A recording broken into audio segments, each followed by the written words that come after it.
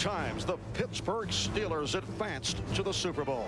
4 times they returned to the Steel City with championship rings.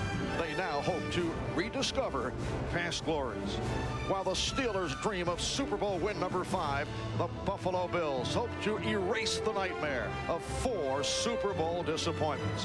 For without a championship, these Bills will forever be haunted by their defeats. This could be Buffalo's last stand. The fire of Pittsburgh's success is fueled by a hometown blue-collar leader. And after battling through early season injuries and adversity, the Steelers came alive in the stretch run. They were sparked by a versatile rookie, a hard-nosed quarterback, and charged by a steel curtain defense. The Bills aren't even supposed to be here. Their time had passed. And when Buffalo lost its best receiver, they found themselves searching for answers. But the Bills, these Bills, never die. A new leader emerged on the defense, while an old warrior regained his youthful spirit. Life is looking super again in Buffalo. 2 fabled franchises, one looking to add to their storied history, the other trying to avenge past debacles. Today, they collide. The winner will be 1 step away from the Super Bowl.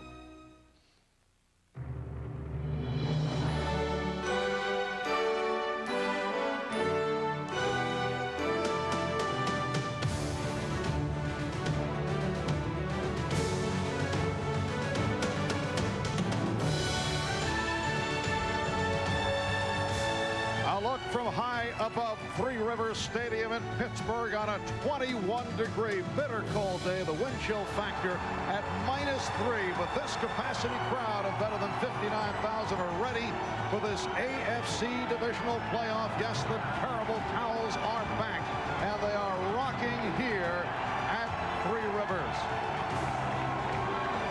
Hi, everybody. I'm Marv Albert along with Chris Collinsworth, and as reported earlier, the Bills' perennial All-Pro, in fact, the inspirational leader of their defensive unit, Bruce Smith, is out with the flu. Definitely out of today's contest back home in Buffalo. So the starter at right defensive end will be the much-traveled Carl Wilson. And the natural tendency is to write off the Buffalo Bills, but I'm not going to do it. At the beginning of the season, nobody liked this football team to win the Eastern Division, and then so many injuries, so many problems with this team. Andre Reed out, their coach Marv Levy missed games, Henry Jones on down the list, star after star. So this team has been overcoming adversity all season long. And for the Pittsburgh Steelers, right throughout the latter portion of the season, it's been a new offensive philosophy with lots of new wrinkles. We talked about it after practice yesterday with head coach Bill Cowher, and he said he will not alter his style in the playoffs. But I think that changes now with Bruce Smith out of this ball game. They get Eric Pegram and Bam Morris back. They missed the Green Bay ball game a couple of weeks ago. And Jim Jeffcoat and Carl Wilson, the replacements for Bruce Smith, are much more pass rushers than they are run stoppers. So I think you're going to see Pittsburgh trying to go after those guys on the ground. And after experiencing the noise at Lambeau Field a couple of weeks back, Bill Cowher made it clear that he's invited Steeler fans to crank up the volume. He said, I'm not going to be as subtle as I've been in the past. I'm going to do what Mike Holmgren did with their fans. So he's been saying, hey, let's do it here in Pittsburgh. We want the place rocking and rolling. And Buffalo Bills headman Marv Levy, who has done a terrific job this season. This is 10th year as head coach of the Bills. The Steelers have won the toss and receiving the kickoff from Steve Christie. Ernie Mills with the return and gets out to the 24-yard line. A 21-yard return by Mills. And there is Neil O'Donnell, who has had a brilliant season. 59% efficiency, 19 touchdowns, only 7 interceptions. He has been a perfect fit in the context of this Pittsburgh offense. And up front, a line that has done a good job. John Jackson, Tom Newberry back as the starter. Pro Bowler DeMonte Dawson, the rookie Brendan Stye, and Leon Searcy. John L. Williams and Eric Pegram are the running backs. You see the receivers. Thigpen, who had a tremendous season. Mills, the tight end Bruner, when they go to the 3 wide. The rookie from Colorado who has really started up, Cordell Stewart, comes on. So the Steelers from their 24-yard line.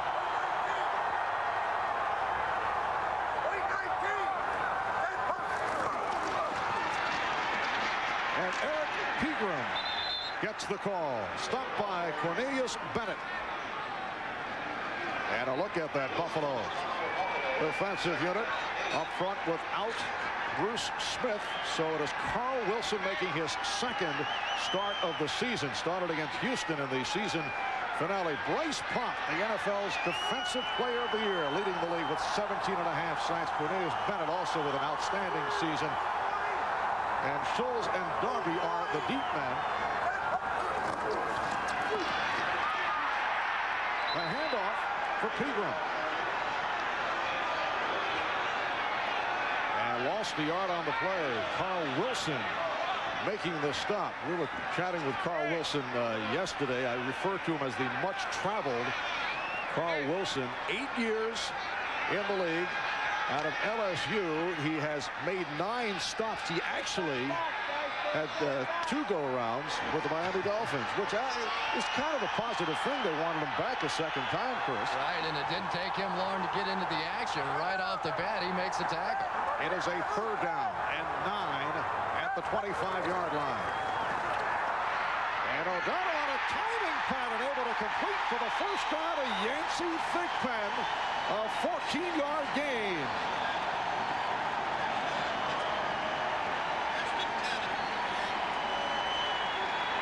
The Buffalo Bills tried to come after Neil O'Donnell with a safety blitz. That was Matt Darby coming up the middle. And for Yancey Thigpen, this has to take a little bit of pressure off of him. He made that drop against the Green Bay Packers that cost his team the game there. And to come right back here early in this ballgame and make a catch just settles him down. 85 catches in the regular season for Thigpen. He picked up the first down. Pegram finding some room. Eric Pegram has spent 4 years with Atlanta, signed as a free agent. He's been a terrific pickup for the Pittsburgh Steelers. Phil Hansen, one of the underrated defensive linemen of the NFL, making the stop. The other thing that happens with Bruce Smith out of the lineup, now you give Pittsburgh a chance to focus their attention on the left side of Buffalo's defense. Bryce Pop over there and Phil Hansen. Without Bruce Smith, those are the 2 best guys in that front 7. It is a 2nd and 7. The 41. We're just underway with no score, and O'Donnell able to complete to Thigpen.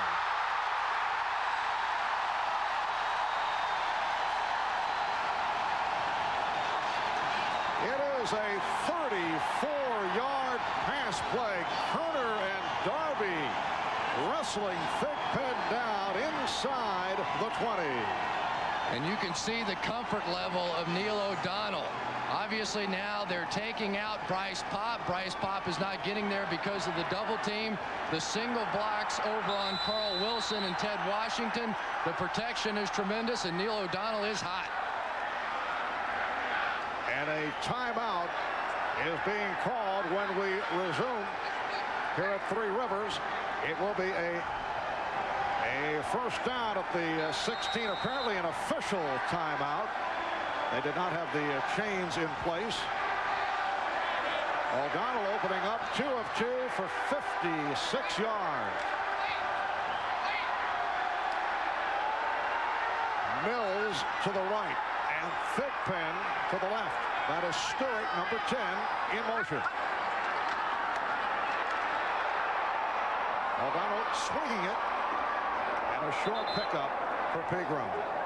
Bennett was right there. Cornelius Bennett, who has successfully made the transition to the inside, able to get the reps on the running back, Pegram. And there was some discussion amongst ourselves. Perhaps Cornelius Bennett might go to the outside to be more of a pass rusher.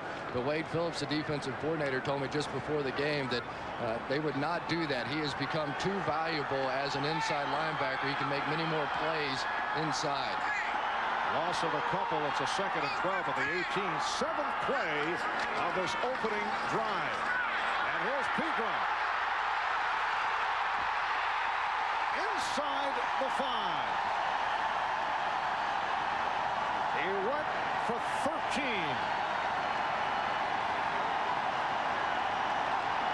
And now, after opening the game, going to the right, they come back towards Bruce Smith's side. That has to be the game plan here. And the blocking down the field, tremendous. But the point of attack for this ball game, both with the passing game and the running game, unquestionably will be left. It will be a first and goal down at the 1-yard line.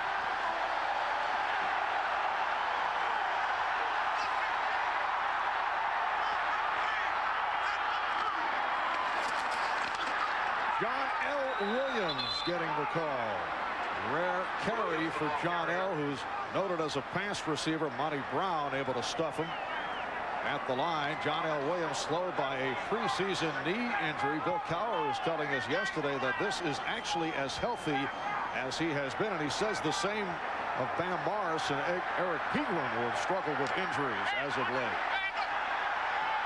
It is now Morris and Pegram in the backfield. Ninth play of this opening drive.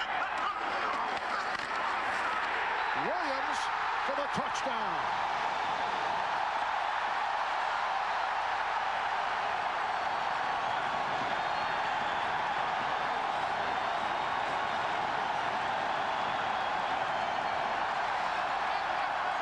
John L. Williams taking it in from a yard away, and the Steelers with a 6-0 lead. 9 plays, 76 yards in 5.5 minutes. And once again, the power of that off week. John L. Williams, if he had to play a game last week, probably would not have been ready, or at least as ready for this one against the Bills. Norm Johnson with the extra point. And with 9:29 remaining in this first quarter, it is Pittsburgh with a 7-0 lead on Buffalo. We'll be back at Three Rivers in a moment. Jim Kelly, who knows this stadium very well, growing up in East Brady, which is about 60 miles northeast of Pittsburgh. In fact, had to round up 30 tickets for friends and relatives for today's game, getting set to take the field for the first time as Norm Johnson will kick it off to the combination of Derek Holmes and Tim Tyndale. Jim said he had to cut it off at 30. There were about 300 that had requests. The Steelers with a 7-0 lead. The winner today going on to the AFC Championship game. And here's Holmes on the return. Able to break a tackle, bring it across the 30-yard line. He went for 21. Dion Figures on the tackle. Well, the Buffalo front line, they played well. Fina, Reuben Brown out of the University of Pittsburgh, Kent Hull, Jerry Ostrowski. We'll also see Corbin Lasina at right guard and Glenn Parker. Thurman Thomas coming off the 158-yard day last week. Steve Tasker able to give it a shot, as reported earlier on the pregame show, playing with a pulled tendon in the back of his left leg. 1st and 10 from the 31, and Thomas tried the right side, but it was closed by Ray Seals. Picked up a yard on the play. Buckner, Steed, and Seals, who's had a tremendous season up front. When they are in the dime, which you'll see most of the way against the K-gun, that is the alignment with the 6 defensive backs. 2nd down and 9. And Kelly able to complete to the tight end, Lonnie Johnson. Met by Jerry Olszewski, who is starting for Chad Brown, although Brown is available, making it back from the injured ankle.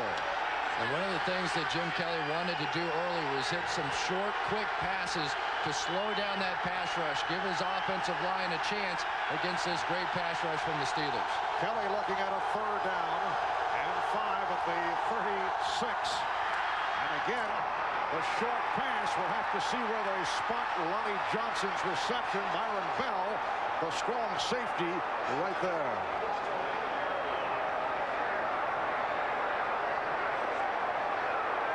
Kelly just trying to get the football out of there, and Lonnie Johnson really not doing anything except just going down about 4 or 5 yards and turning around, and got just enough for the 1st down. So he did pick it up. It's a 1st down at the 42-yard line. Pittsburgh 7, Buffalo nothing. A fake end around, which has been very successful for the Bills, and then Thomas is pulled down, but a penalty flag is thrown. Cornell Lake up from left corner to make the stop on Thurman Thomas. A look at the referee, Larry Nevers. And we'll have our first call of the day. Could be a face mask. Face mask on the defense, 5 yards. 5 yards will be tacked on to the end of the run. Repeat, first down. Bill Cowher not too happy about the call. Cornell Lake was left out in the open field against Thurman Thomas, and at that point you're grabbing for anything you can get hold of. But what a job Cornell Lake has done for this football team this year. The Pro Bowl safety that had to play corner because of the injuries to Rod Woodson and Deion Figures. And made the Pro Bowl at left corner, though. He made it as the starting strong safety, though he's played left corner for most of the season. Nice hole for Thomas. And he has the first down. He picked up 6 on the play. Jason Gilden on the stop. It was interesting talking with Thurman Thomas, who was getting up slowly after that one, and the way that he's been playing lately, that would be as big a blow as was Bruce Smith. And he's limping. This is a major blow. If the Buffalo Bills needed any more bad news, Thurman Thomas, in the way that he's been playing lately, he has just carried this football team. 158 yards rushing against the Miami Dolphins last week, his season high, and I don't know, Marv, just doesn't look like he's going to be able to go again. Wow. Well, they called for the measurement. It is a first down, but the concern involves an injured Thurman Thomas who comes limping over. Here's another look at it. He took the hit from Cornell Lake. Lake gave him the hit, and then it looked like he fell over another tackler that was at his knees, and that may have been where the injury occurred. So the rookie from Portland State, Eric Holmes, replacing Thomas, and Holmes able to unleash to the 36-yard line. A 13-yard run. He was stopped by the free safety, Darren Perry. Holmes has done this right throughout, but normally provides a nice change of pace for Thomas. But against the Pittsburgh Steelers, the slow developing plays, the counter trays, the ones that take a little time to develop, don't work as well. Thurman Thomas told us last night that he thought the direct hits at this defense would be much more effective. So maybe not that big a loss, Derek Holmes being in there instead of Thurman Thomas, because that's what he does best. And you can see Kelly making a play change and then firing one that ends up going through the hands of Andre Reed. Andre Reed, who's made it back from a pulled hamstring after missing 10 games, did not have a reception last week in his return against Miami. And I thought that was a good idea. Just throw it out there and try and get the ball in the hands of Andre Reed to get him into the flow of the ball game. A 2nd and 10 at the 36-yard line, and here is Holmes on a stutter step again, taking advantage of a good hole, and he has a first down. I think Thurman Thomas ought to be a coach. He knew exactly the way to attack, and you can see Thurman still limping on the sideline. But they're going right behind Reuben Brown, the rookie, who managed to get off on the linebacker there. Nice little combination block, and so far this Buffalo Bills offensive line picking up where they did a week ago. And again, Holmes on first down. Derek Holmes, a 7th-round draft pick. The Buffalo Bills' 2nd pick. On the 7th round, had a very strong preseason and emerged as a major surprise, and certainly valuable when Thurman Thomas had some difficulties. The problem with the cramps earlier in the season, hamstring earlier in the season. 2nd down and 6 at the 21-yard line. And again, Kelly with the audible. And then, of course, the crowd gets louder to make things more difficult for the Bills. It could be a mix-up there. Holmes hit for the loss. Chased down by Cornell Lake.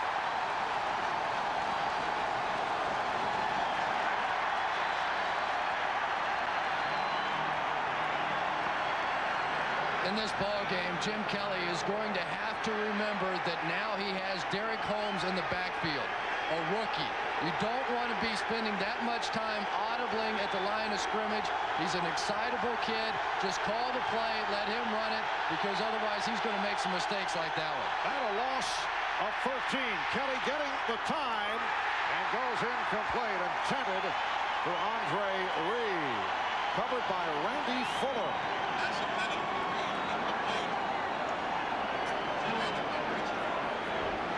Good man coverage on the outside. The Steelers in with their dime package.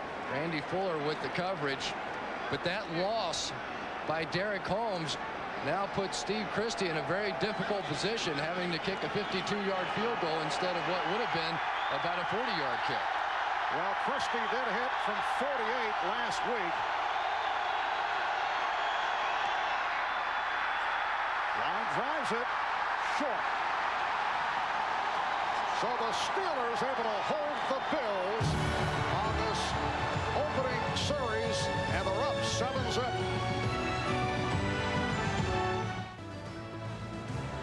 Welcome back to Three River Stadium in Pittsburgh. I'm Jim Gray. Well, Thurman Thomas injured his right ankle. He is now being examined by the trainers. They're going to retape it up and take a look at it. He is hopeful to return. He tried to work it out, sprint up and down the sidelines. He's having a little trouble cutting, but he wants to return. Marv? All right, Jim. Pittsburgh Steelers with a 7-0 lead on the Buffalo Bills. Just under 5 minutes gone by in this first quarter. Steelers first down from their 42-yard line. Bam Morris has a first down. Ankle tackled by Monty Brown, and Morris runs for 12 yards. And that time the Buffalo Bills tried to flip-flop. They put Bryce Popp on the other side from which he usually plays, and so they're just running away from Bryce Popp right now. That's one of the nice things when you got Bruce Smith out of the game. You find number 95, you run it the other way. Chris, earlier this season, Van Morris, overweight, had some back problems, got off to a slow start, very disappointing, but he has come on in recent weeks. This is Morris once again. The nose tackle, Ted Washington on the stop. And Greg Lloyd and Bill Cowher were really going at it on the sideline when they got back. They're right in each other's face, going toe-to-toe, and I'm sure it has something to do with the scheme of things.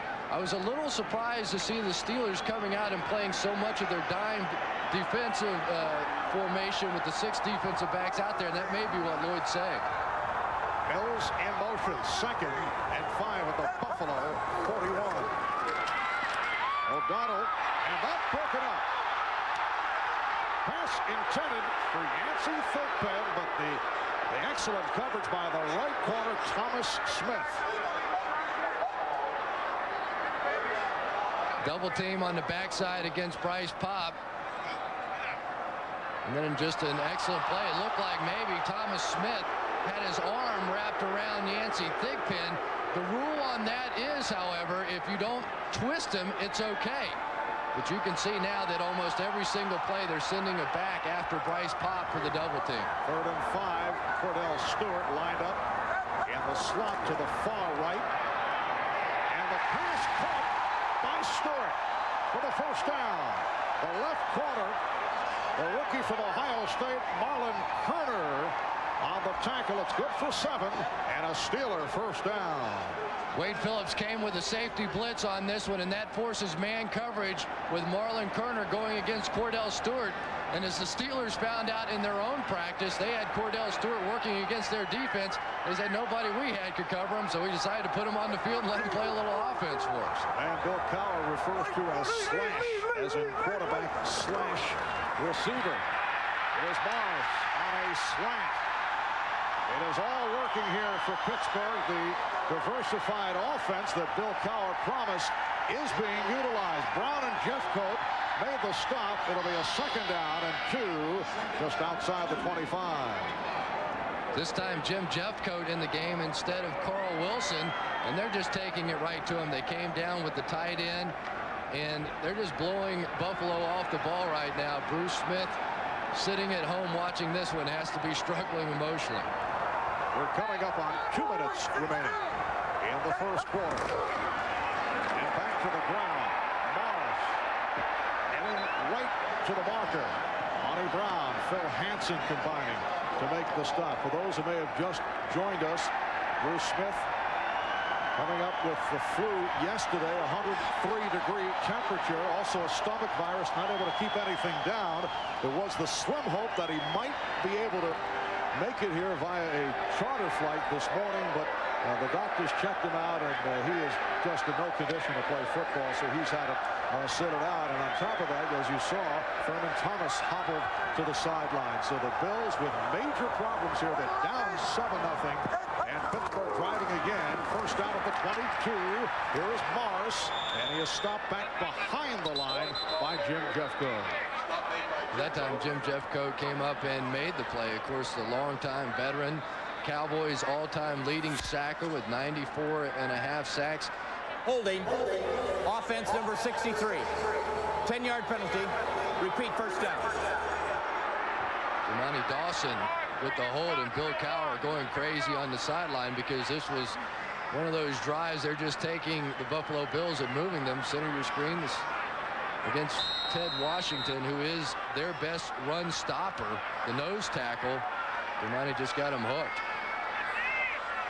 And the Steelers have run the ball 9 times for 50 yards here in this first quarter. We're coming up on a minute remaining. They are now set back to a 1st and 20 at the Buffalo 32 on a delay. Morris. Bam Morris. Getting inside the 20, run out by the right corner.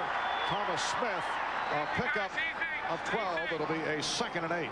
And I think Bryce Pop's getting a little frustrated right now. They've put him on both sides of the football, and that time he came so hard after Neil O'Donnell, the running back just ran right past him. He's going to come in. He's got his eyes on O'Donnell, slamming it right inside, and then Bam Morris just ran right through him. He's not watching for the run, which has to be his first priority because that's what the Steelers are doing against him. They're not hurting him with the pass. They're killing him with the run.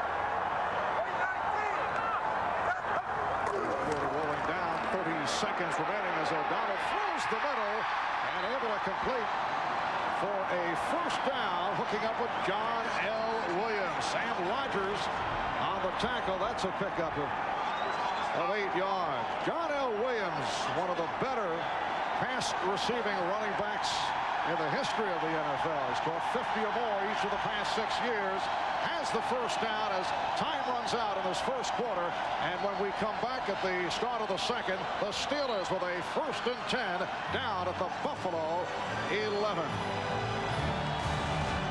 Free River Stadium in Pittsburgh. Marv Albert, Chris Collinsworth, and Jim Gray as we head to the second quarter. Well, Chris, obviously Paul McGuire with a little stop along the way before heading to Kansas City, where he'll hook up with Dick Enberg tomorrow, and Phil Simms to bring you the Indianapolis Colts. Had to and the come in Kansas City disguise. Chiefs. Absolutely. And the Pittsburgh Steelers have manhandled the Buffalo Bills. They're up 7-0, and they have a 1st and 10 at the 11.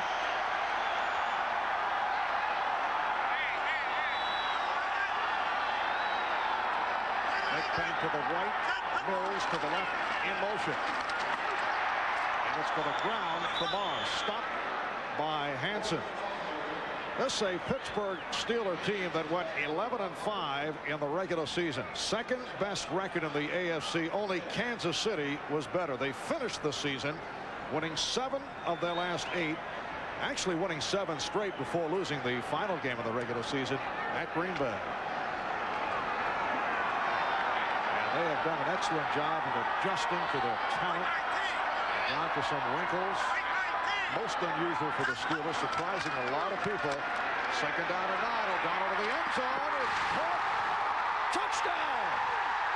He just did get the feet in. Ernie Mills with the leaping catch in the back of the end zone. I'd like to see that one again. I'm not sure that Ernie Mills got his feet down. If he did, it's one of the more remarkable catches that I've seen. Now, perhaps they're saying that he was pushed out of the back of the end zone, and if in the official's opinion he would have gotten his feet down, then it is a touchdown.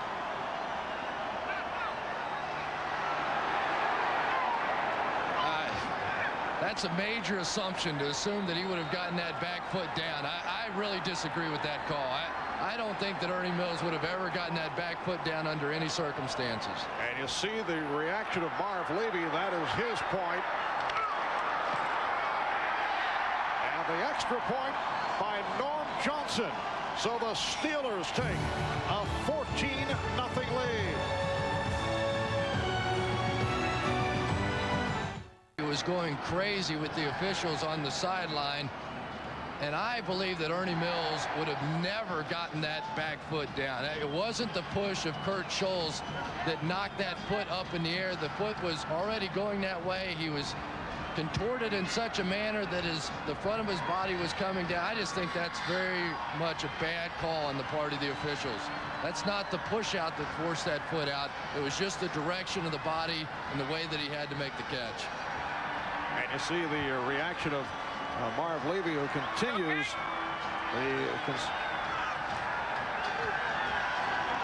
the disagreement with the line judge, Larry Upson. But it is a 14-0 Pittsburgh Steeler lead. Short kickoff. Holmes on the muff and looks to cover it up. A drifting short kick by Johnson, and it was covered up by Holmes. We'll be right back. Years in a row. But this year, we're not only going back to the big one, we're going to win it. No one is leaving this room until we figure out how. No one. Not going anywhere for a while? Grab a Snickers, because nothing will hold you over like peanuts, caramel, and milk chocolate.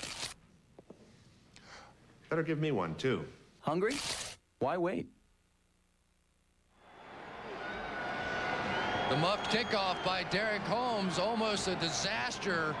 If they could get another disaster the way this game has started for them, but Holmes able to recover. And Bobby April, the special teams coach for the Pittsburgh Steelers, got just a little excited going down the sideline. He was telling the story yesterday when he was brought in here in 1993. Of course, they had a special teams disaster in the playoff game against Kansas City with a block punt that even the cab driver on the way in said, "You better fix that punt team." So he found out exactly who he was. That is intense pressure. So the Bills start out from their 22. Thurman Thomas is back on the field after hobbling off, but not able to get going. Could not accelerate on that carry.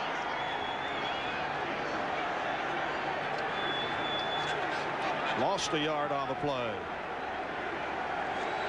The Buffalo Bills, with a regular season record of 10-6, they won their 6th AFC East title in the last 8 years, won handedly in the wild card last week over Miami, but not able to get going here against the Steelers. Lonnie Johnson with the catch. Short pickup. Levon Kirkland was right there. And Thurman Thomas back in the ball game. He was severely criticized after the San Francisco game earlier this year. He had cramps in that game, did not return. The fans in Buffalo wanted to run him out of town, according to Thurman Thomas. And I'm sure in part that's the reason he feels he has to get back in this game. 3rd down and 7. And Kelly's pass broken up, intended for Bill Brooks. Willie Williams, the right corner, able to get a piece of it. And what an amazing story these corners for the Steelers have been this season. Willie Williams was expected to be a non-factor for the Pittsburgh Steelers. They had Deion Figures. They had Rod Woodson. Those guys ended up out at the beginning of the season. Rod Woodson, of course, was the guy that was supposed to carry this football team, but it has been Willie Williams and Carnell Lake who have just done a sensational job on the corners. First punt of the day by Chris Moore. And the Steelers let it bounce inside the 40-yard line. A 36-yard punt, and now Pittsburgh will get it back. Well, the Goodyear blimp floating overhead, providing our aerial views today. Goodyear blimps have been appearing over major events since 1925.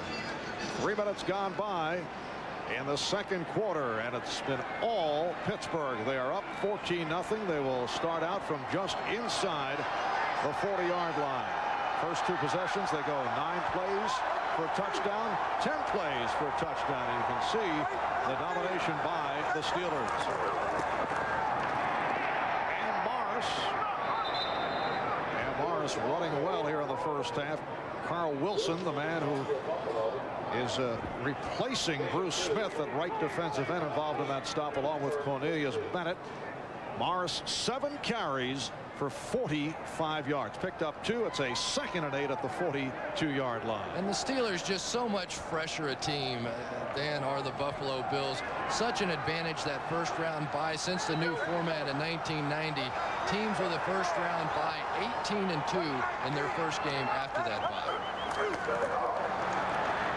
O'Donnell getting the time, but off the mark, intended for Thigpen. It was covered by Smith.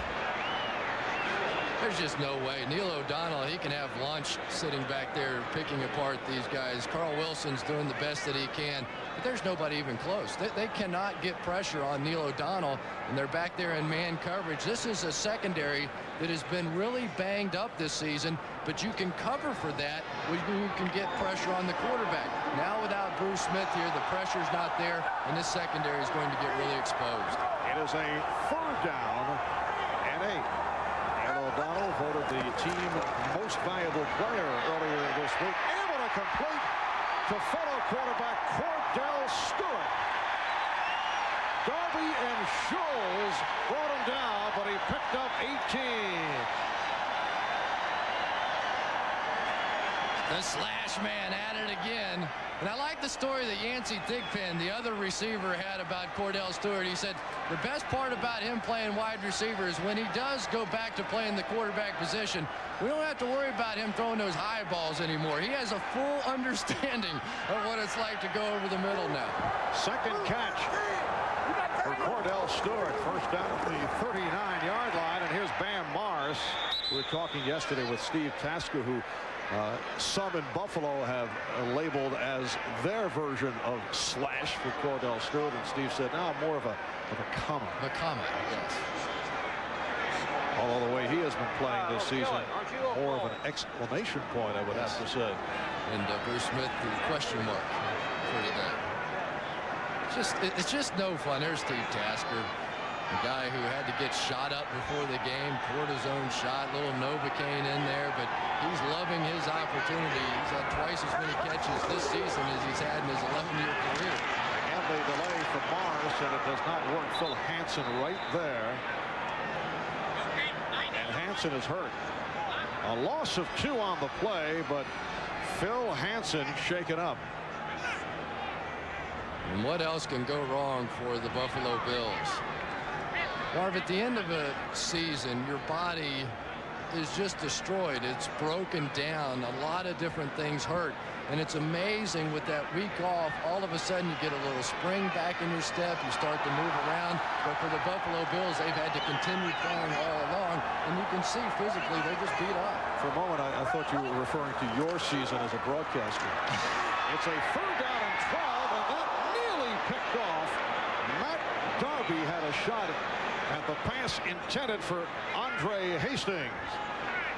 And that was a play that the Buffalo Bills defense, they just had to make. They couldn't allow Pittsburgh to march right back down the field again. And it looked like Cornelius Bennett was able to get a hand on that football and tip it away and almost into the arms of Matt Darby. Cornelius Bennett has not gotten the recognition this year because he doesn't have the sacks as an inside linebacker, but perhaps his best year. And here are the Steelers going for it on a 4th down and 12 at the Buffalo 41. Oh, they are punting. Run start with a beauty. Oh, check that. It was Cordell Stewart. They lined up in a regular formation, and then Stewart dropped back to punt. And you can add another slash to his name. He's quarterback, slash running back, slash wide receiver, now slash punter. So the fake, which ends up with the punt by Stewart. Last punt was in high school. The next one, of course, in a playoff game. And Yancey Thigpen almost made a sensational play, but when his foot stepped on the line right there, that meant that the ball came out to the 20. So they lined up in the conventional formation, and then Stewart dropped back into punt formation. That pass intended for Andre Reed. As the Buffalo Bills are starting out from their 20-yard line. Jim Kelly is now 4 of 8 for only 13 yards. 5 minutes in, second quarter.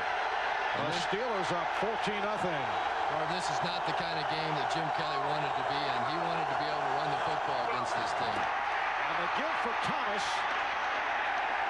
Able to spin, but held for short yardage once again by Levon Kirkland. And Greg Lloyd is upset with himself. He had Thurman Thomas dead to rights in the backfield. And Thurman, even with the bad ankle, able to spin away, but not get too far. That Pittsburgh defense is just so fast. Thurman Thomas, 4 carries, 7 yards. A hobbling Thurman Thomas.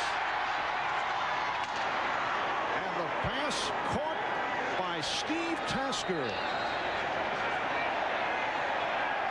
He took a big shot. It is good for 16 yards. And apparently a penalty marker is down. Holding. Offense, number 84. 10-yard penalty. Repeat, third down. Lonnie Johnson, the tight end, with the hold. The Buffalo Bills have had 0 good luck so far in this game. The wing T back, as Marv Levy called him. He says our offense now looks more like the wing T than anything else. Despite the shot up knee, Steve Tasker made the play and held on, but they're going in reverse. It is a 3rd and 19 back of the 11. And Kelly throwing to the sideline, intended for Tasker, covered by Lake. And the crowd responding to the efforts of the Pittsburgh defensive unit.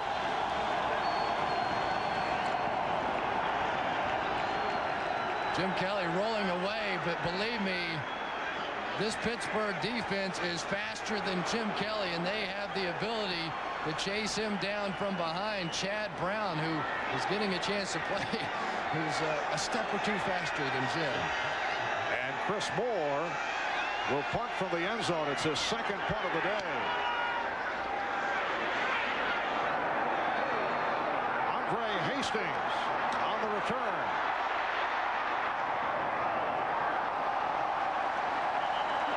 Andre Hastings with a good second effort on a 44-yard punt, 12-yard return.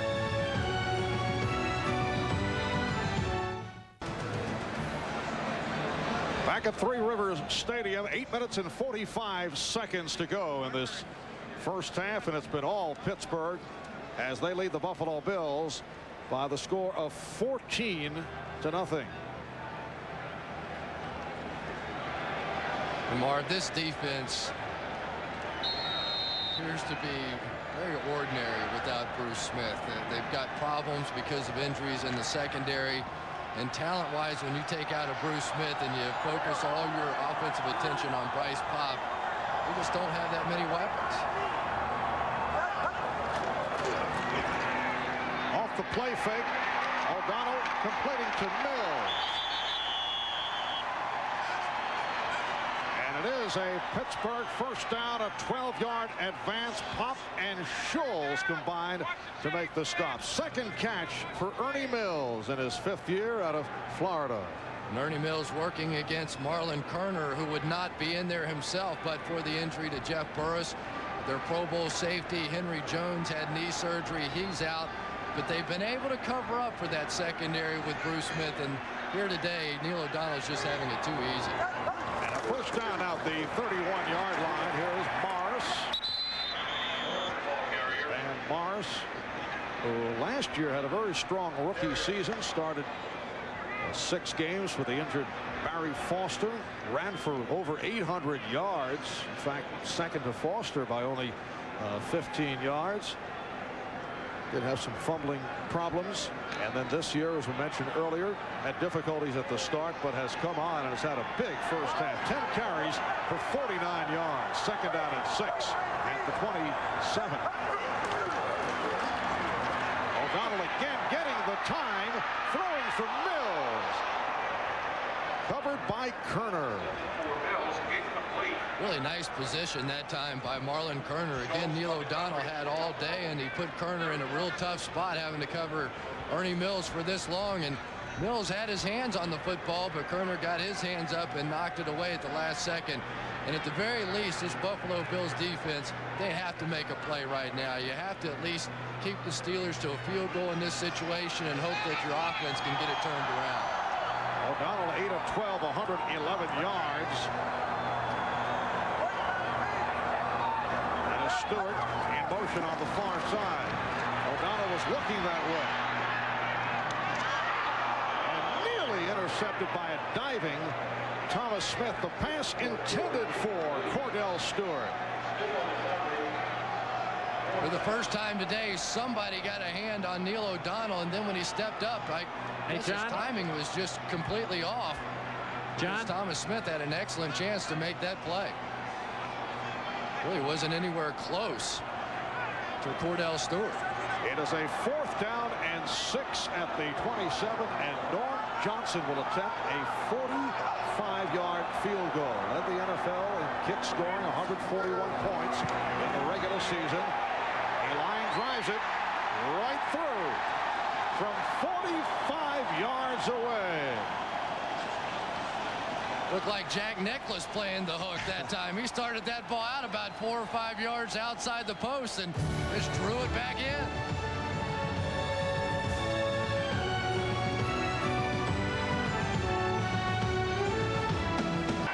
Steelers with a 17-0 advantage now over the Bills. 7.5 remaining in this first half. Tyndale on the return. Tyndale, the first-year player out of Western Ontario, takes it for 22 yards.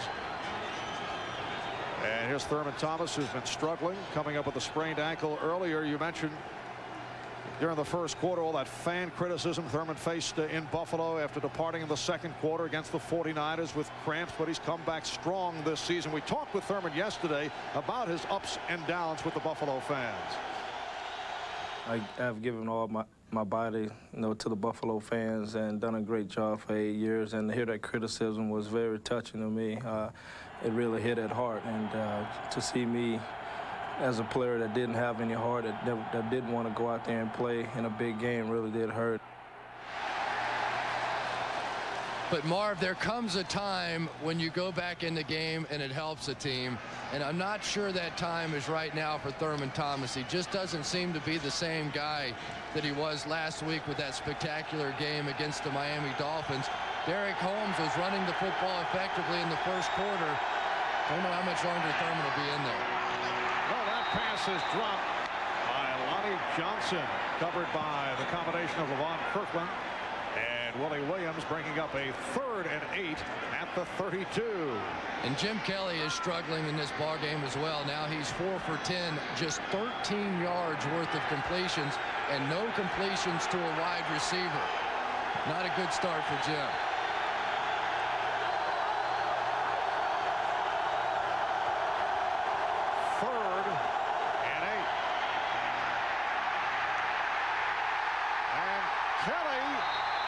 Lost possession.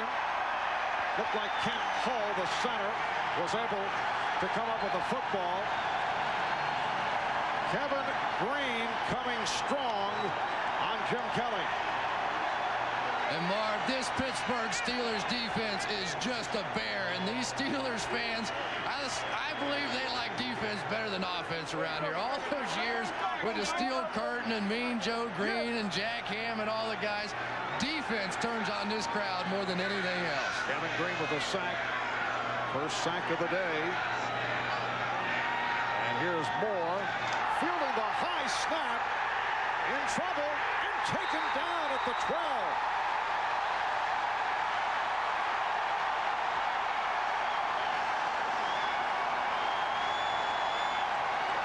Leathon Flowers getting to the punter. A high snap from Adam Lingner, and Moore did what he could. Wanted to get rid of the football, but could not.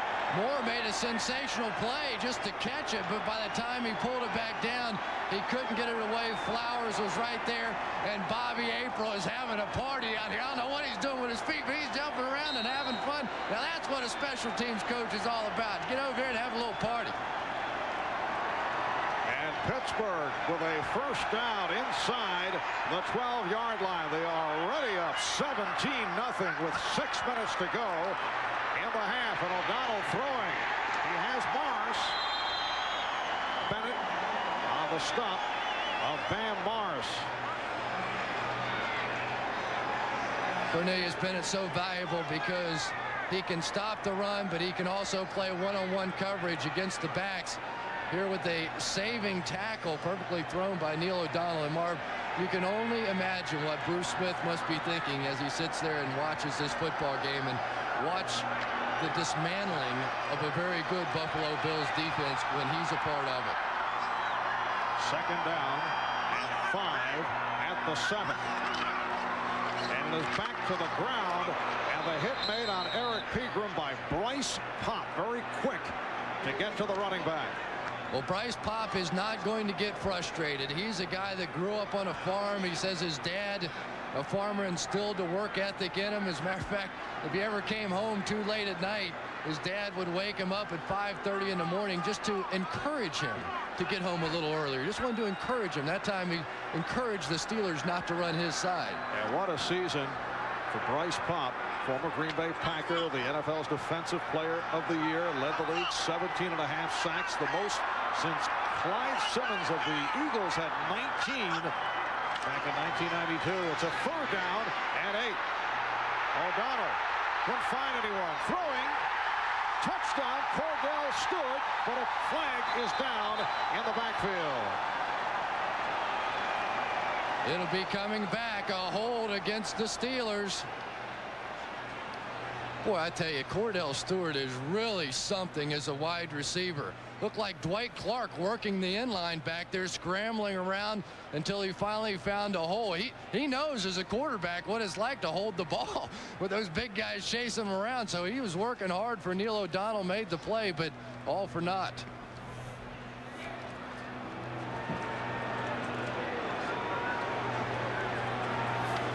There are 2 fouls on the offense. Ineligible downfield, number 72. That penalty is refused. Holding on 65 of the offense. That penalty is accepted.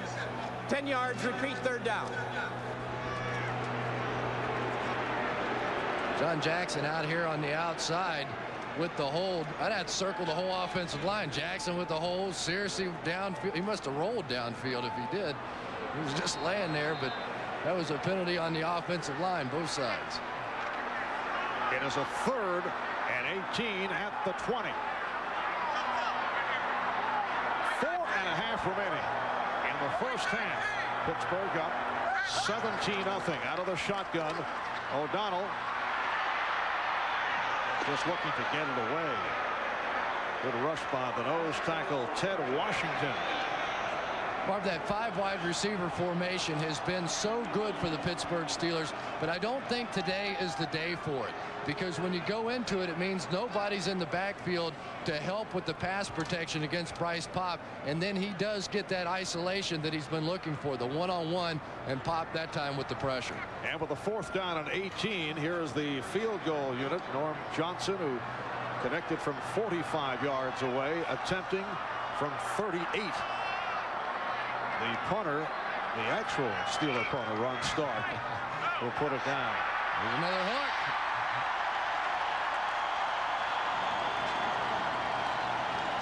So it is now a 20-0 lead for the Steelers,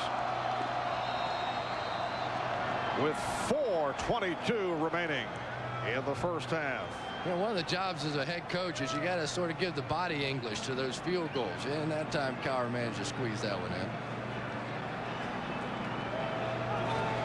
A reminder, tomorrow at 3:30 p.m., the other half of the AFC Championship matchup will be decided when the NFL's top-rated quarterback, Jim Harbaugh, will lead the Indianapolis Colts against Steve Bono and the AFC's top team, the Kansas City Chiefs. It all gets started 3:30 p.m. Eastern as we get you caught up on all of the NFL's latest news and preview the big game with Greg Gumbel, Ahmad Rashad, Mike Ditka, Joe Gibbs, Joe Montana on the NFL on NBC. Gives you a chance to watch that Zach attack one more time. Zach Crockett was unbelievable, wasn't he, for the Colts? Marshall Faulk had knee surgery this past week, so once again we're going to see Zach Crockett, who just ran all over the San Diego Chargers in that upset win on the coast.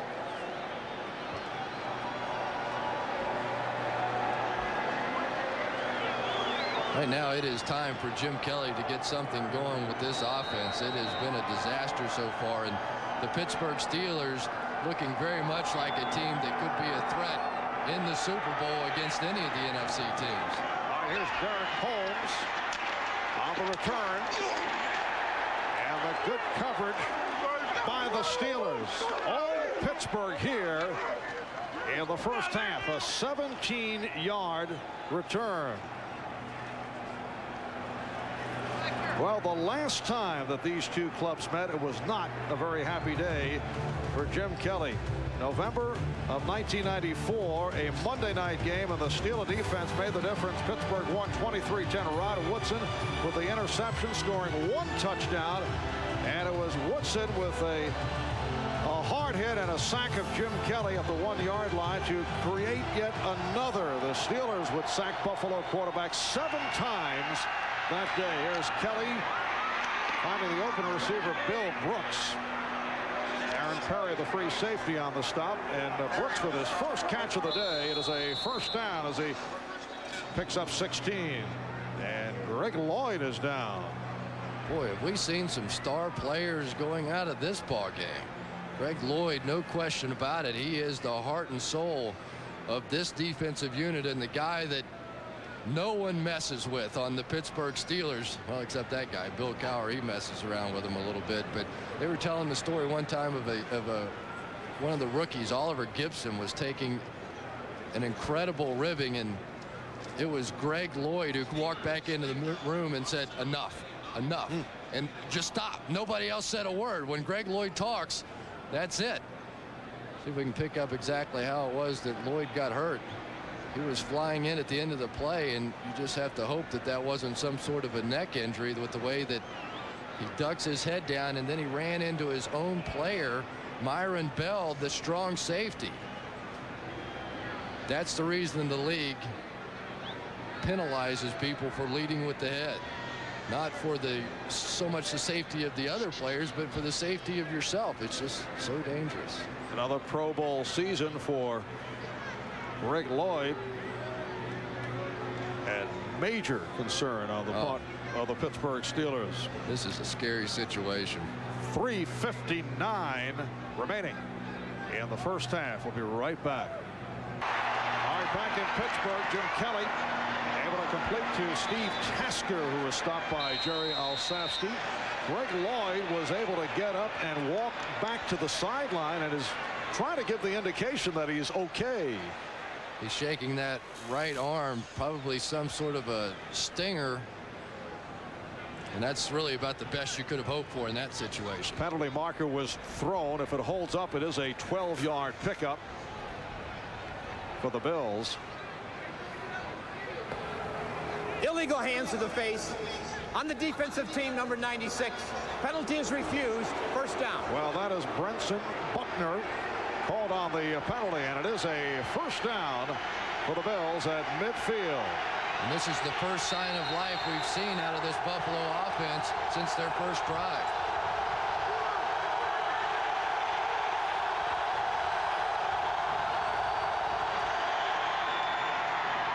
Thurman Thomas again with a short advance, stopped by Buckner.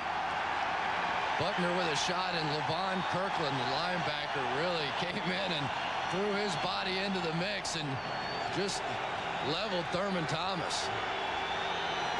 Crowd reacting as Greg Lloyd is back on the field. Incomplete, but tight end Tony Klein could not hold on as he took a hit from Levon Kirkland. And Jim Kelly is calling plays that are either misdirection, bootleg type plays, or very short, quick passes.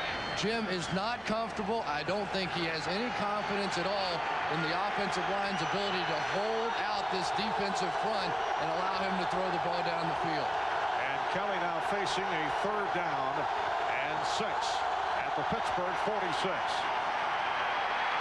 Just did get it away, completing for Brooks. And he has a 1st down. Randy Fuller on the stop. It's good for 10 yards, and this is easily the most impressive drive by the Bills. And Chris Oldham, number 24, was jumping up and down at the end of the play. He got picked off of his man, that time by the tight end Tony Klein. Just a simple pick play, well executed, illegal, but you don't get caught. It's a good play. And a 1st down at the Steeler 36-yard line. It's Pittsburgh 20, Buffalo nothing in this AFC divisional playoff game. Kelly able to hang in the pocket, and now a flag is thrown. Andre Reed involved downfield with Randy Fuller.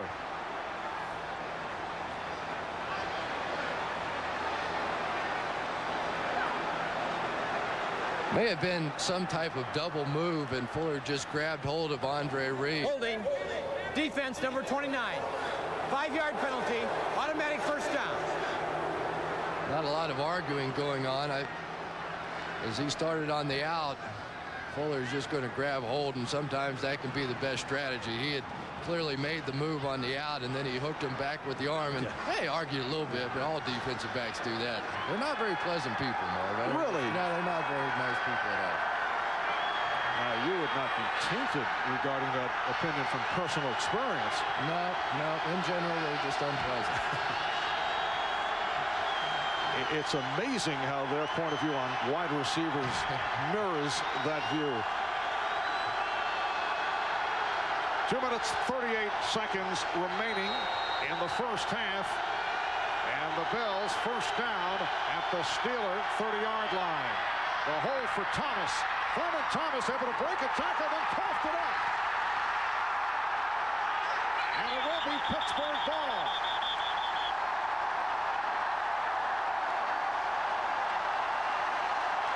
Carnell Lake with the recovery.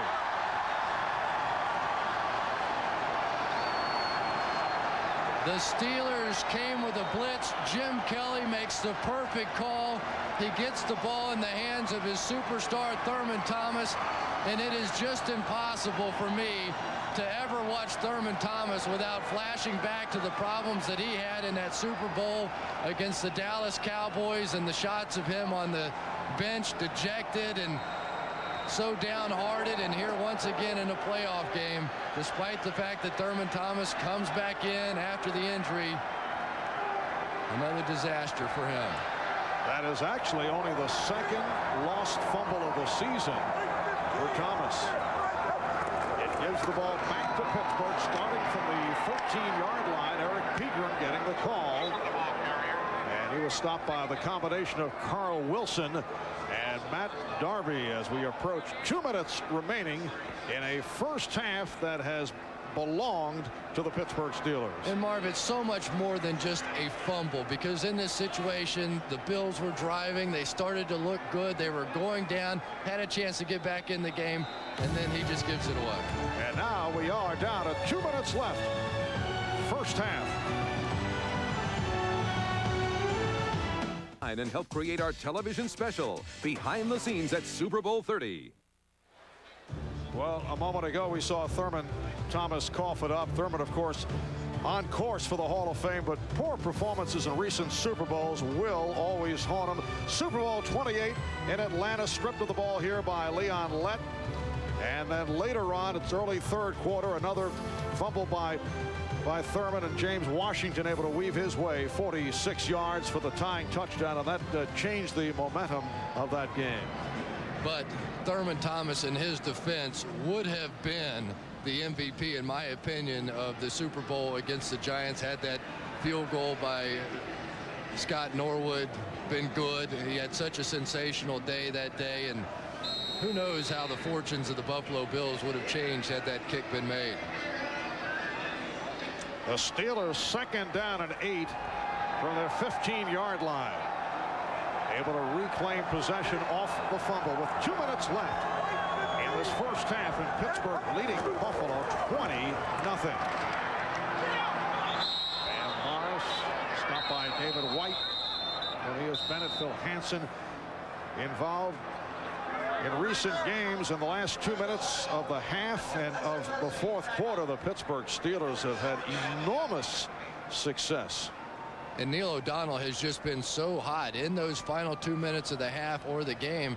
8 touchdowns, just 1 interception, a 114 quarterback rating, which equates to the best in football. Nobody currently has a 114 quarterback rating.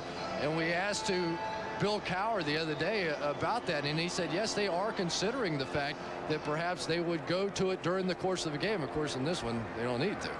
Buffalo taking a timeout, their first timeout of the half. Last year, Neil O'Donnell battled with that ankle injury in the second half of the season, and he has come back so strong this year after missing 4 games earlier with that fractured throwing hand. And I have to say, Neil in a very fine spot as a guy who will be a free agent at the end of the season. He is a New Jersey guy. There has been some talk that the New York Jets would be interested. Neil was asked about that. We talked about it with him yesterday as handoff goes to John L. Williams, stopped by Jeffcoat and Wilson. And Neil said he said he wants to stay here with the Steelers. He also said, what do you think, I'm nuts with all the ticket requests? Can't go back to New York. That would be impossible. He said this affectionately, but he said it might be too close to the family. Yeah, and I think that the Pittsburgh Steelers are going to sign him. The one problem that they have, obviously, though, is that Cordell Stewart is a part of the mix. They also have a guy by the name of Jim Miller who performed very well in the preseason this year. So if you're rolling the dice by allowing Neil O'Donnell to go somewhere and you don't want to commit $20 million to a long-term deal or whatever the case may be, at least you have a little insurance with Tomczak and Jim Miller. But Mike Tomczak really struggled this season, threw 9 interceptions and played very un-Steeler-like ball when Neil O'Donnell was out with that broken hand. In the 4th down and 7 situation following another Buffalo timeout, it is definitely Ron Stark back to punt. Cordell is not in sight, so Stark punting from his 1. Steve Tasker calling for the fair catch. So 1:40 to go in this first half. 33-yard punt by Stark, and Buffalo gets it back, trailing by the count of 20-0. The Domino's halftime report is coming up momentarily with Greg Gumbel and Mike Ditka, Joe Gibbs, Joe Montana. Close-up looks at Buffalo head coach Marv Levy and the surprise of a week ago, Zach Crockett of the Indianapolis Colts.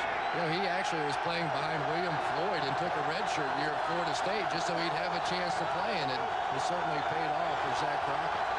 Buffalo first down at the Pittsburgh 49-yard line. Play action. Maybe getting the time and completing to the tight end. Klein breaking tackle, but did not get out of bounds. Myron Bell made the stop, so the clock is running. And Marv, let me say this, how much I disagree with the play calling on that previous series. They just have given the Buffalo Bills another chance to come big. Very conservative. Now Kelly goes to the sideline, and Reed does get out to stop the clock with 1:11 remaining. Willie Williams on the coverage there. And as a player, I always wanted to have some momentum going in at the half. And what they've done now is they've shifted the momentum back to Buffalo. Despite the fact that they're down 20-0, the Steelers defense has been rocked back the last couple of drives, and now Buffalo has a little life.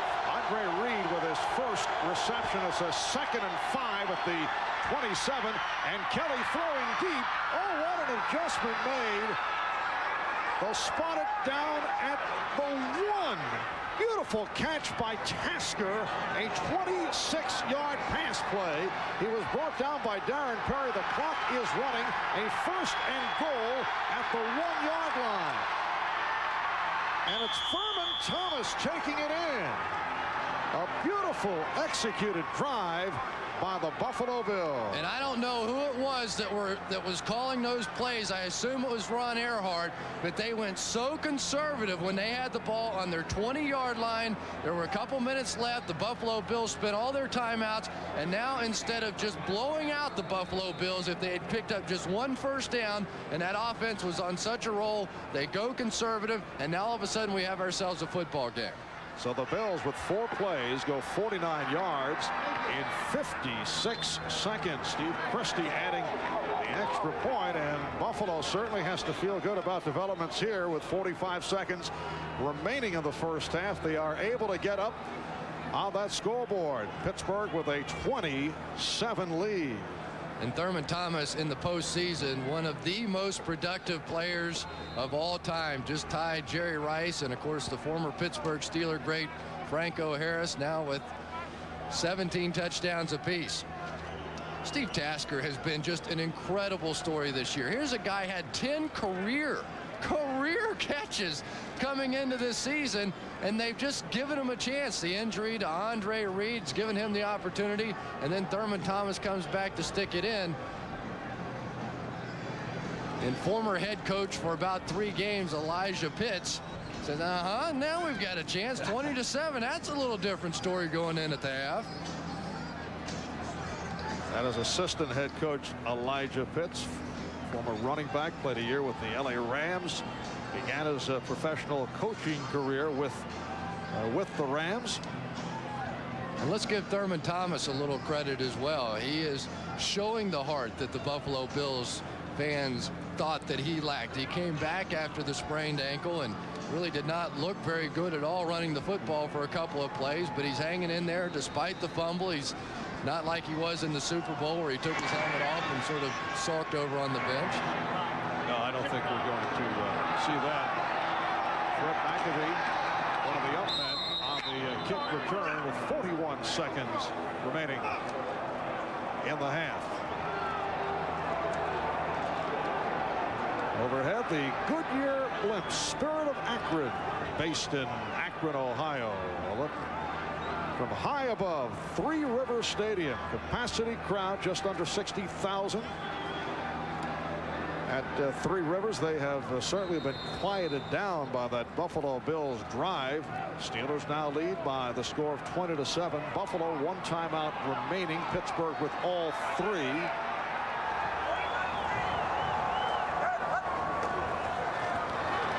And here's O'Donnell completing. Andre Hastings stopped by Marlon Kerner. It's a pickup of 14. And you just have to wonder why this wasn't the type of plan that they used when they had the ball the last time. They felt very comfortable with that 20-0 lead. And I suppose I've had many a conversation with Ron Earhart, and he will tell you point blank, I am not afraid to take the air out of the football.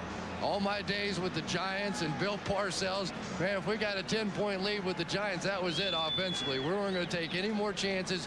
We were going to rely on our defense.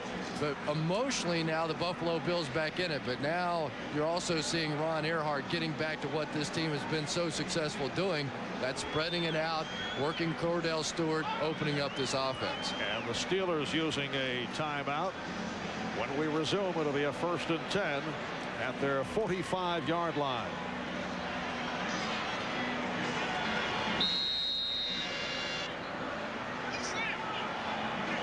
Out of 32 seconds left in the half.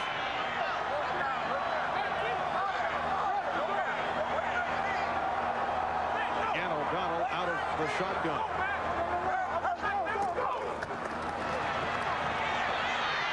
And throws further downfield, completing with Ernie Mills. Matt Darby up from free safety to make the hit. It's a 23-yard play. And a timeout taken by Pittsburgh to stop the clock with 23 seconds to go in the half. The impact of Cordell Stewart. He's going to come down, run across the field, open it up for the guy in behind, and watch the coverage in here. When Cordell Stewart flashes in front of your face, you go with him, and that's what opens it up for the hole in behind. So Cordell Stewart, even when he's not catching the football, he's creating an impact on the football field because of the fact that defensively you have to pay so much attention to him. And Neil O'Donnell, 11 of 17, 152 yards, 1 touchdown. Pittsburgh with 1 timeout remaining. Buffalo has 1 left. Cordell Stewart, second-round draft pick out of Colorado, receiving the chance to fulfill other roles because of injuries in the receiver corps. And he has become a focal part of the offense and making it very difficult to prepare against the Steelers. He's down at the 33-yard line. Another completion by O'Donnell, hooking up with Hastings. Bennett on the stop, and a timeout. Final timeout being called by the Steelers. So Andre Hastings has been a popular guy here in the second quarter. He had 48 receptions during the regular season in his 3rd year out of the University of Georgia. Yeah, and this 1-minute drill really has been looking good. They don't call it the 2-minute drill here. They call it the 1-minute drill. And we were talking about it with some of the guys yesterday, and he said at the beginning of the season when we were 3-4 and we were so bad, we were behind all the time. So we were constantly in that 2-minute drill. We gained a lot of confidence in it, and all of a sudden now it's paying dividends in a playoff game. Marv Levy knows that this defense has to make a play. His team had the momentum on his side. And one thing maybe we'll go back to here. Remember when the Bills rushed to the line of scrimmage and hurried up and got the snap off? Well, they could have taken their time at that point, run off some clock, and not given the Steelers a chance to come back down the field. Well, Steelers now have a 2nd and 2 at the 25. They're out of timeout. 16 seconds remaining in the half. O'Donnell the sideline, and it is ruled a completed catch. Mills with a spectacular play in front of Phil Mel Johnson. It's good for 9 and a first down. And these, nice catch too by Ernie Mills. These Steeler receivers have picked up their game so much. Chan Gailey, the receivers coach, when Eric Green left here, there was a tremendous burden placed on the Steeler wide receivers who were average at best in the past. Yancey, Thigpen, Ernie Mills, Hastings you talked about, they've really stepped it up. And with 11 seconds left in the half, a 34-yard field goal attempt by Norm Johnson who hit his previous 2. Flag is thrown. It is good. Well, let's check out the penalty marker. Well, Johnson has hit from 45, from 38, and he did convert here from 34. And the reason that they did not elect to run another play is they didn't have any timeouts remaining. Defense, offside, number 28. The penalty is refused. The field goal is good.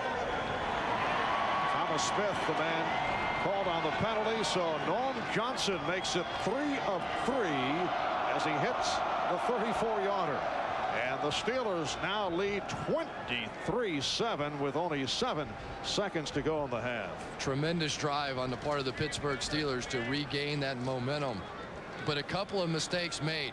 First on the part of the Pittsburgh Steelers going so conservative and allowing Buffalo to get the ball. But then on the part of Jim Kelly hustling his team up to the line of scrimmage when it was down on the 1-yard line. They had the opportunity to run some clock off, just left too much time for Neil O'Donnell, and they paid for it with 3 points. And what a job by O'Donnell. 4 for 4 on the drive. All this within 37 seconds. The good catch by Mills down at the 16, able to keep the feet in bounds. And then stepped out to stop the clock. It seems strange to say that you can score a touchdown too quickly, but often that is the case. Clock management, such an important part of it, and Neil O'Donnell with a conservative hat and sort of goes with his image. Actually, that was a wrap against the Buffalo Bills in the no-huddle success when the defense was not what it certainly was turned into this year. That is with Bruce Smith on the field, that they would score too quickly. Well, by kicking that ball out of bounds, and Bill Cowher is crazy over that one. That's what you don't want, because now you get the ball on the 40-yard line and you get a chance to take a shot down the field. And now he's going to work on Bobby April a little bit. And Bobby April said, I told him to kick it inbound. I didn't kick that. Yes. He going to punch, like you said, he lining up the punch side. So Bobby April, he went down the other side of the bench, which is a good idea. So the Bills at their 40-yard line with 7 seconds remaining in the half. And we saw Philadelphia hit one of those Hail Marys at the end of the half last week against the Detroit Lions. What a shocking game that was. But the question here with Jim Kelly still not himself in terms of the shoulder, how far can he throw the ball, and perhaps might not want to hurt himself. Flag is down. Well, Kelly does unload and does fire downfield, and it is caught by the Bills, who immediately called for time. Andre Reed. Now, Mark, the time is out, but if there's a defensive penalty, they will have a chance to kick a field goal. That's the significance of this. If this is against the defense, you take it down the field and you kick the field goal. Andre Reed able to play that deflection, a 42-yard pass play. That's the danger. Any defensive penalty, the half cannot end on a defensive penalty. There is no time remaining on the clock. But if the call goes against the Pittsburgh Steelers, then you get an opportunity to kick the field goal for the Buffalo Bills.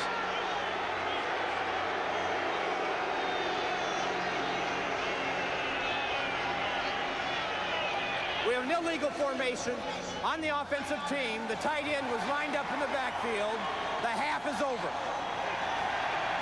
Of course, the flip side of that is if it's on the offense, you don't mark off the penalty. You go in and get a little Gatorade at halftime. So a break for the Pittsburgh Steelers. And the Steelers with a 23-7 lead on the Bills at the end of the half off a superb effort by Neil O'Donnell. 13 of 19, 169 yards. Let's check in now with Greg Gumbel at our New York studio.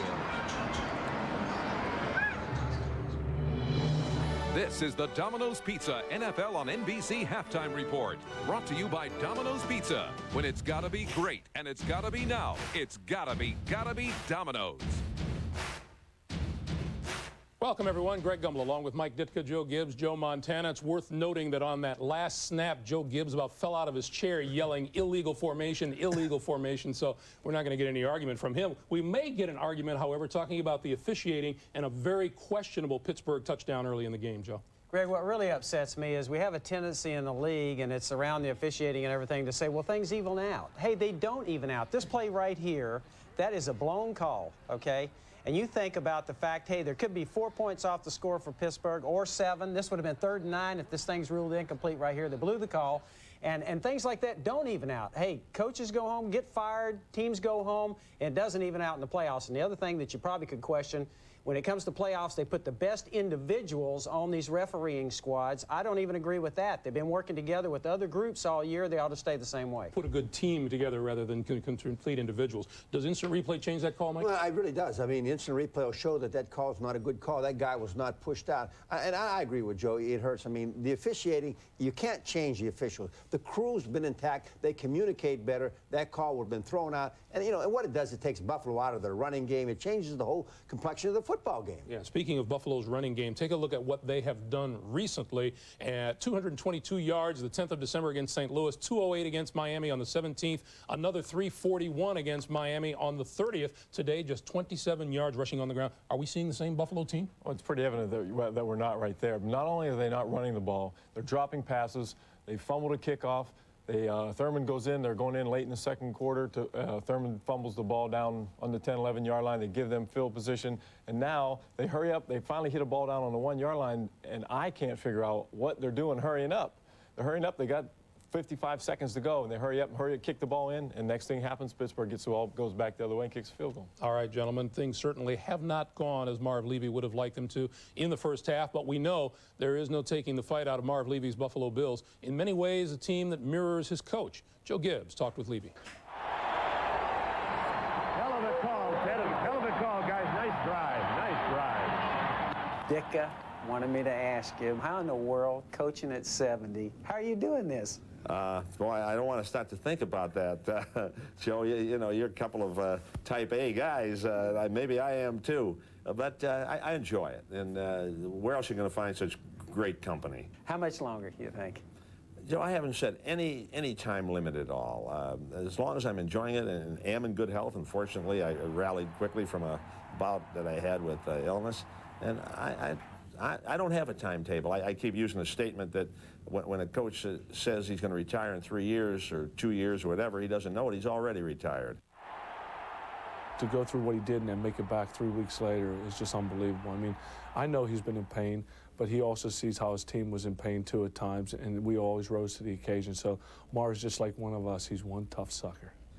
It was very gratifying and heartwarming and maybe sustaining and helping me to get back quicker, Joe, that felt that the expression of concern on the part of the players and people here in town was very sincere. I didn't think about that, but you know, they say that the more you're loved, the easier it is to deal with something like a illness or something. So maybe that was the case with you. Well, that's the case until I make the wrong call on 4th down someplace along the way. That's a good point. Yeah, you're going to be loved up to a point here. Then things change, don't they, when a football coach? We all understand that. Talk a little bit about how resilient this team is. I try to interject something in getting their mindset in that direction, but it has to come from them.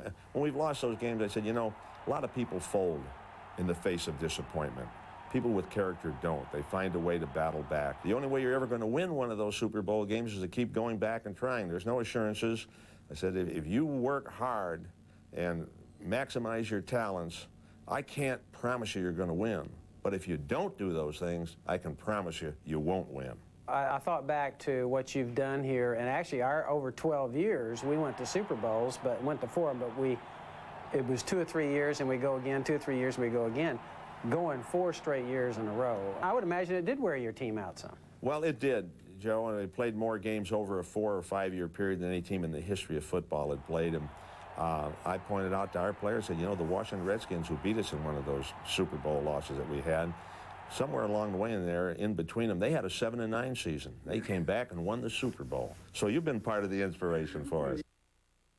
Marv Levy is nothing if not resilient, and his Buffalo Bills have been that this season as well. Up next, we'll hear from the not-so-secret weapon of the Indianapolis Colts, running back Zach Crockett, after we hear these words from your local station.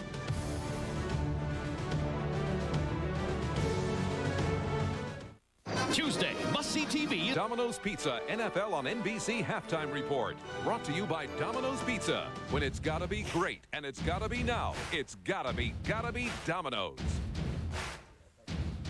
Well, the winner of the Steelers and the Bills faces the winner of tomorrow's Indianapolis-Kansas City game. The Colts will be minus Marshall Faulk, who had arthroscopic surgery on his left knee yesterday. Lamont Warren replaces him. But the Colt running back people are talking about is Zach Crockett, the Colts rookie fullback from Florida State. 6 days ago, nobody knew who Zach Crockett was. Tomorrow, you can bet the Kansas City Chiefs have taken note.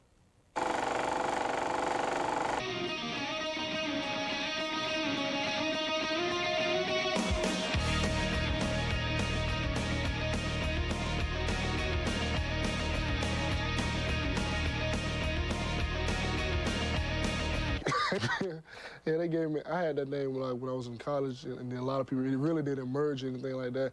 A lot of guys used to call me Zach Attack, you know, and just, you call it rhyme with my name and stuff. So it's a little something that snuck from under the cover, but it's, it rhymes and it sticks, so, you know, I like it. I kind of like it.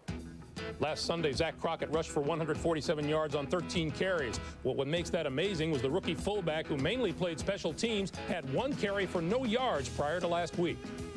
Oh, man, it was unbelievable. You know, the line was blocking exceptionally well, downfield blocks by Lamont Warren and the receivers. Everything just opened up, you know, and just had to take advantage of every given situation. The road to last Sunday was long for Crockett. He attended Hines Community College in Mississippi, transferred to Florida State, but redshirted during the Seminoles national championship season in '93. After an impressive senior season, the Colts drafted him in the 3rd round, but not primarily as a ball carrier. Well, most of my role was blocking, catching, you know, and just to help the other guys go out and show their stuff. It was just a tradition, you know, all the fullbacks, you know, from Edgar Bennett, Marion Butts, William Floyd, it's just a trend, you know. We just, when our time is, you know, to step up, we step up and rise to the occasion. Zach's brother Henry is a junior at Florida State. The middle linebacker recovered a fumble in Monday's Orange Bowl. If Henry had been the middle linebacker for the Chargers last week, would he have been able to stop his brother? Nah, you know, I can't. Not my brother, nah. You know, it's a big competition between us. You know, he's always been on defense, I've always been on offense. So as always, we've been trying to push one another, you know, to strive for better. So, you know, I have to stick on my side and say, nah, he wouldn't have brought me down. Zach Crockett's one happy camper after that game last week. What are the Colts' prospects minus Marshall Faulk? Well, I think a lot of pressure goes on Zach, and he's got to be able to run the football. But I think the key to the game is Harbaugh, and the fact that Zach can rush the football last week against the Chargers helped them. But they've had trouble in the past protecting Harbaugh, and I think it comes down to the offensive line playing great. And they've had trouble in the past with protecting Harbaugh. Mike, what's your key in dealing with these two teams? Well, the key is just exactly what Joe said. You know, the Colts have given up 49 sacks. They've got 29 sacks. On the other hand, the Chiefs have given up 21. They've got 47. Protection of the quarterback, one can, one can't. The big odds to the Chiefs in this game. Joe, are the Kansas City Chiefs better equipped to stop Zach Crockett than San Diego was? You can guarantee the element of surprise is gone about Zach. When they come in to play the Chiefs, they're going to be playing the third best rushing defense, giving up only 83 yards. You can guarantee they'll be ready for him. All right, gentlemen, it is halftime in Pittsburgh. The Steelers lead the Buffalo Bills 23-7. We will send you back to Marv and Chris right after these words from your local station.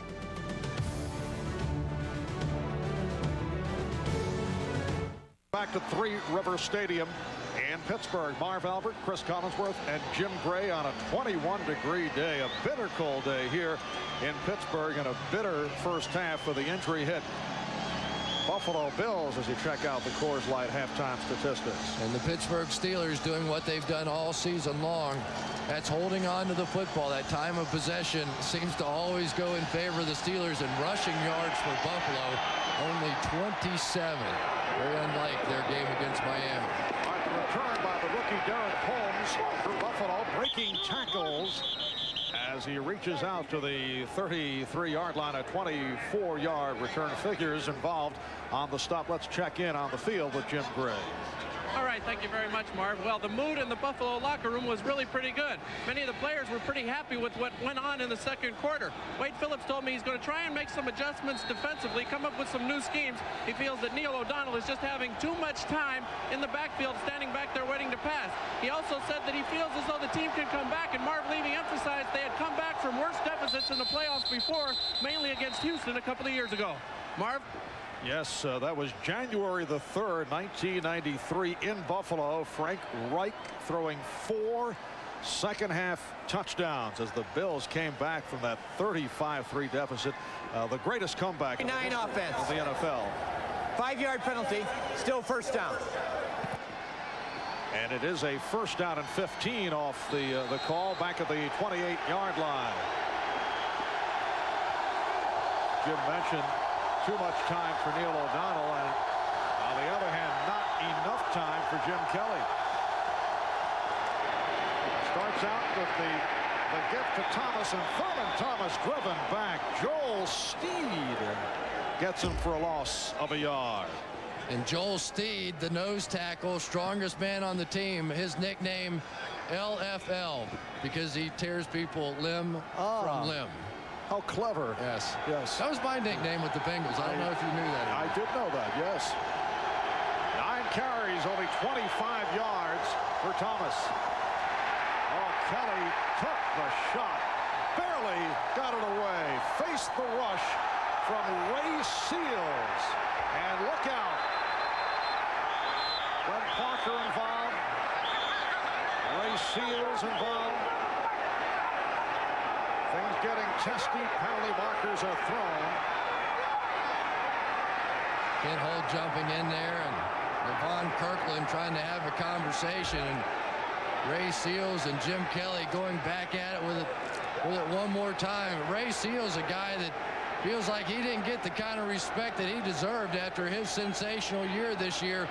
He said he makes the comment before every game. He asks the guy across from him, did you vote for me for the Pro Bowl? Yes. And if he didn't, he said the guy's in for a long day. And that time, Jim Kelly was in for a long day. I think Ray was... Oh. Unnecessary roughness penalties. 1 against 1974 of the offensive team. 1 against 1973 of the defensive team. Unnecessary It was roughness. after the pass was incomplete. Third down. It's on Glenn Parker of the Bills and Joel Steed of the Steelers getting back to Seals, as you mentioned, has had a superb season. You can see the taunting also by Seals. I think what hurt in that he did not get consideration because he lines up so frequently as a tackle in the 3-4 and often plays against opposing guards and will power in the face of Ray Seals for that taunting.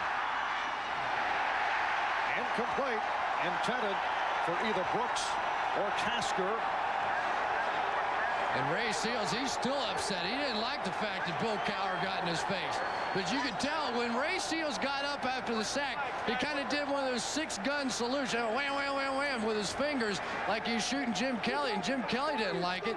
And he jumped up and just slammed into Ray Seals. And now here comes Cowher back at Seals. This is like big-time wrestling or something at this point.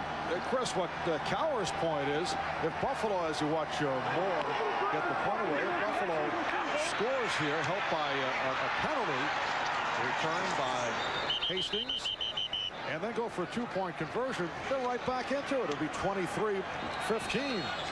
Why take any chances? We'll be right back.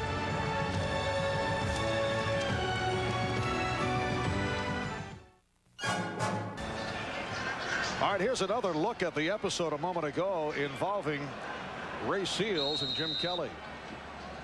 Seals with a shot and caught Jim Kelly's arm, and then he stands up and does a little boom, boom, boom thing. Jim Kelly didn't like it. He came back and gave big guy a push, and then it was the right hand back by Ray Seals, and we were off and running. So a first down at the 40-yard line, and it's Eric Pegram breaking a tackle. Picked up 9 on the play. Free safety Matt Darby on the stop. And then on the sideline, Seals and Cowher in a rather heated discussion. Jim Gray telling us that Cowher upset with the taunting at this stage of the game where the Steelers are well in front 23-7. Also said, you know, you take a punch at a guy who's wearing a helmet to break your hand. That's exactly right, even if it is a quarterback something. But Vic Cowher, he gets right in their face, doesn't he? I mean, he's not afraid of those big guys out there. They say the worst thing is that he spits a lot when he yells at you. A second down and 1 at the 49-yard line, and the first down is picked up by Bam Morris. Bryce Pop on the tackle.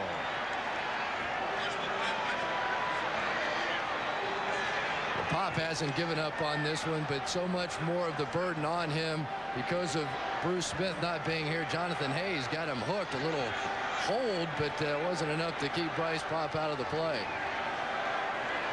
Bryce Pop in his 6th year out of Northern Iowa. Signed as a free agent from the Packers. Certainly hit the jackpot with that 3-year, $7.5 million contract. First down, and O'Donnell with the time, completing for another Steeler first down. Has the backup tight end, Jonathan Hayes. First catch of the day for Hayes, and it's good for 17. Well, this is what you can do when you get the running game going. You go the bootleg off of it. You sneak the tight end in behind.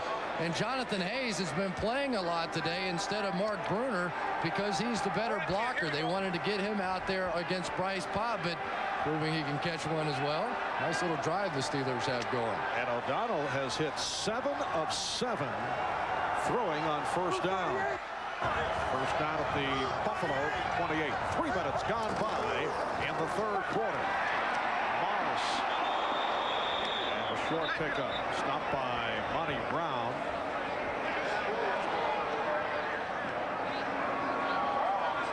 Monty Brown considered pound for pound the strongest player on the Buffalo Bills. Look at him. Look at those arms. 500-pound bench presser, 52-inch chest, 32-inch waist. Man, he's a stud. We have a lot in common, he and I. And myself included. I figured you'd jump on that bandwagon. A 2nd and 9 at the 27.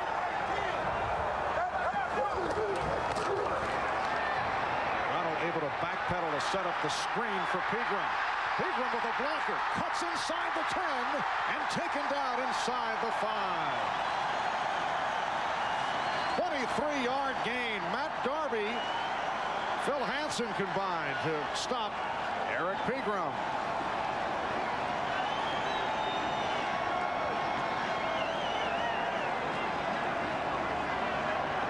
Well, that time Cornelius Bennett, he saw it, he got out here, but he couldn't make the play. The lead blockers in front just made the blocks against him. He's out there, but he's in a 4-on-1 situation, and Pegram was able to sneak through. It is a 1st and goal down at the 4.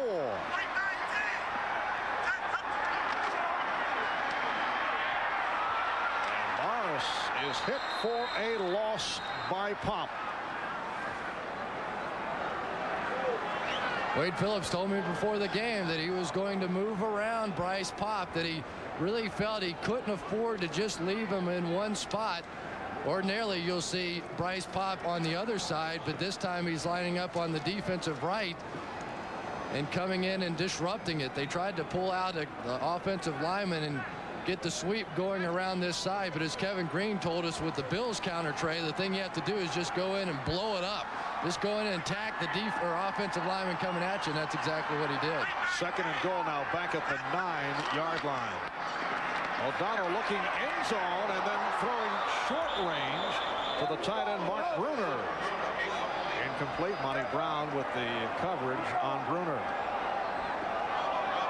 Bruner probably a little bit better receiving tight end than he is as a blocker, working one-on-one down the field against Monty Brown, but Brown did a nice job getting a hand on him, and not sure that Neil O'Donnell knew exactly what the rookie was doing there.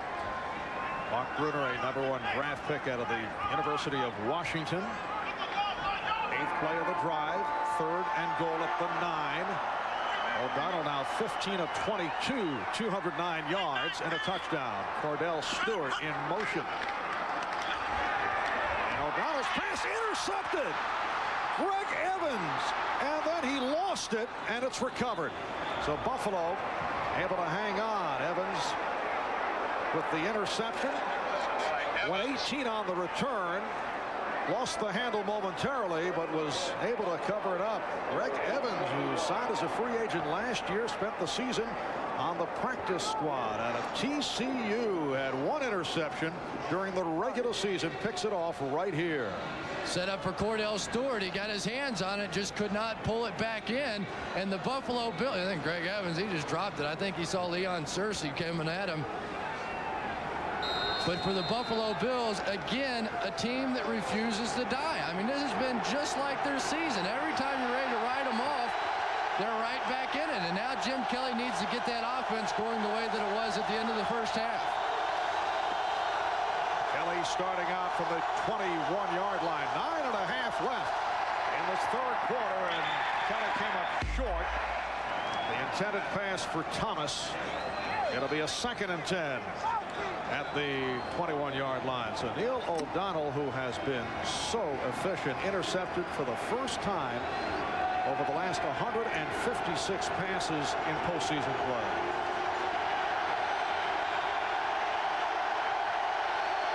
Well, the crowd trying to get the defense going, also trying to make things difficult for the Bills to hear the signals. And Kelly picked off. The Steelers get it back. Cornell Lake stepping in front of Andre Reed to come up with the interception.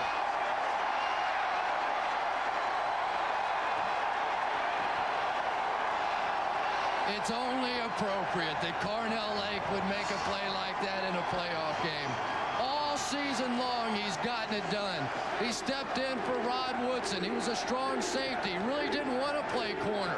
The coaches came to him and asked him if he'd be willing to make the move. He said whatever is best for the team. He thought he was going to give up his Pro Bowl status, got voted in anyway, and here just steps in front of Andre Reed. What a sensational year. In many ways, the MVP of the Pittsburgh Steelers this year has to be Cornell Lake. They didn't lose a game 8 straight when he took over as a corner, and he has just been sensational. And the Steelers 1st and 10 at the 25 in Buffalo territory off the play action. O'Donnell throwing incomplete, intended for John L. Williams, coming roaring out of the backfield. Getting back to Cornell Lake, a standout game here today with the interception, also a fumble recovery. There's Carnell in his 7th NFL season out of UCLA. He was a pass rushing linebacker with the Bruins, making All-American as a senior at that position, but exceptionally quick at 210 pounds, converted to strong safety, and now playing, as Chris just mentioned, the left corner spot for a good portion of this season. Pegram is stopped by the nose, Ted Washington. Marv, they've been picking on Carnell Lake all season. From the time that move was made, just on paper, anytime that you hear a strong safety is going to a cornerback position, the quarterbacks and the wide receivers, they lick their chops. He's given a couple of opportunities this season he's been beaten on a play or two during the course of the season, but for the most part, he has been rock solid and has really made a difference with his defense. It is a 3rd down and 6 at the 21-yard line. O'Donnell looking left and then right, and going incomplete, intended for Corey Holiday, a recent addition to the active roster because of the injury suffered by Charles Johnson. Holiday did not catch a ball during the regular season, a first-year man from North Carolina. But this Bills defense has done it again. I mean, really, they've done it again. In the first half, I was fairly critical of their play, but here in the second half, without Bruce Smith, Wade Phillips' squad, they've done a job. After the interception, 3 and out. And a 39-yard attempt here for Norm Johnson, who was hit on 3 of 3. Norm Johnson does it again from 45, from 38, from 34, and now from 39. They shocked the Chargers. Now they try to keep their Cinderella story alive. The Kansas City Chiefs, Bono, and the AFC's top team are undefeated at home. Sunday, it's all on the line when they meet at Arrowhead. The next step towards Super Bowl 30. The AFC Divisional Playoff, Sunday at 3:30 Eastern on NBC. Well, a more enjoyable sideline discussion. Bill Cowher and Neil O'Donnell following the field goal by Norm Johnson to give the Steelers a 26-7 lead. Keep those quarterbacks calm. Holmes and Tyndale are back. And it's Derek Holmes on the kick return, trying to spin but could not get away. Tracy Green involved on the stop, and we'll be right back. Back to Pittsburgh, and this a fired-up Pittsburgh Steelers team right throughout the week as they looked ahead to today's game against the Buffalo Bills. We talked about that with Kevin Green and asked how would he compare this past week's preparation with the regular season. This past Monday in the weight room, it was crazy, and it was extremely intense in the weight room. Everybody was screaming, "Buffalo Bills, Buffalo Bills," and then that has been building up the whole week, and it's a fever pitch, and I'm right there knee deep in it and having fun with it, and it just doesn't get any better than this. Chris, I'd have to say Kevin Green is going at a fever pitch at all hours of the day. Illegal hands to the face on the defense, number 96. Penalty is refused. First down. Well, the penalty was called on Brenson Buckner, but it has been declined. Off the reception by Andre Reed for a 1st and 10 at the 41-yard line. 8 minutes to go, 3rd quarter. And the Steelers lead the Bills 26-7. The winner goes on to meet the winner of tomorrow's game between the Colts and the Chiefs, and they'll play in the AFC title game. Incomplete.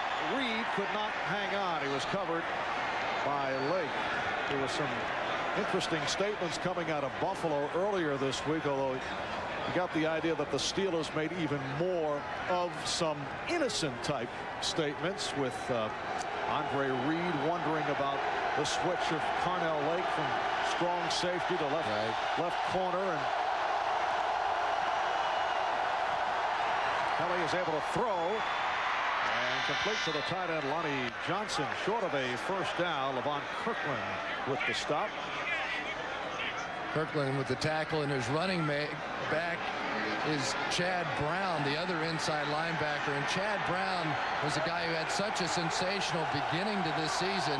And with him healthy, he's not there yet. You can see he's not quite there. But as the playoffs progress, he is going to be a major factor. It's a 3rd down and 2, and Kelly is taken down. Back behind the line, Joel Steed.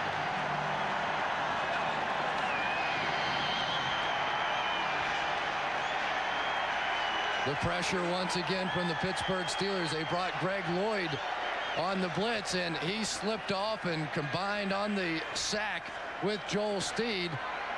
Thought maybe Marv Levy might go for it here in this situation. If there's a fake punt or anything in your repertoire, might not be a bad time for it. 2nd sack of the game for the Steelers, and they go to punt formation in a 4th down and 2.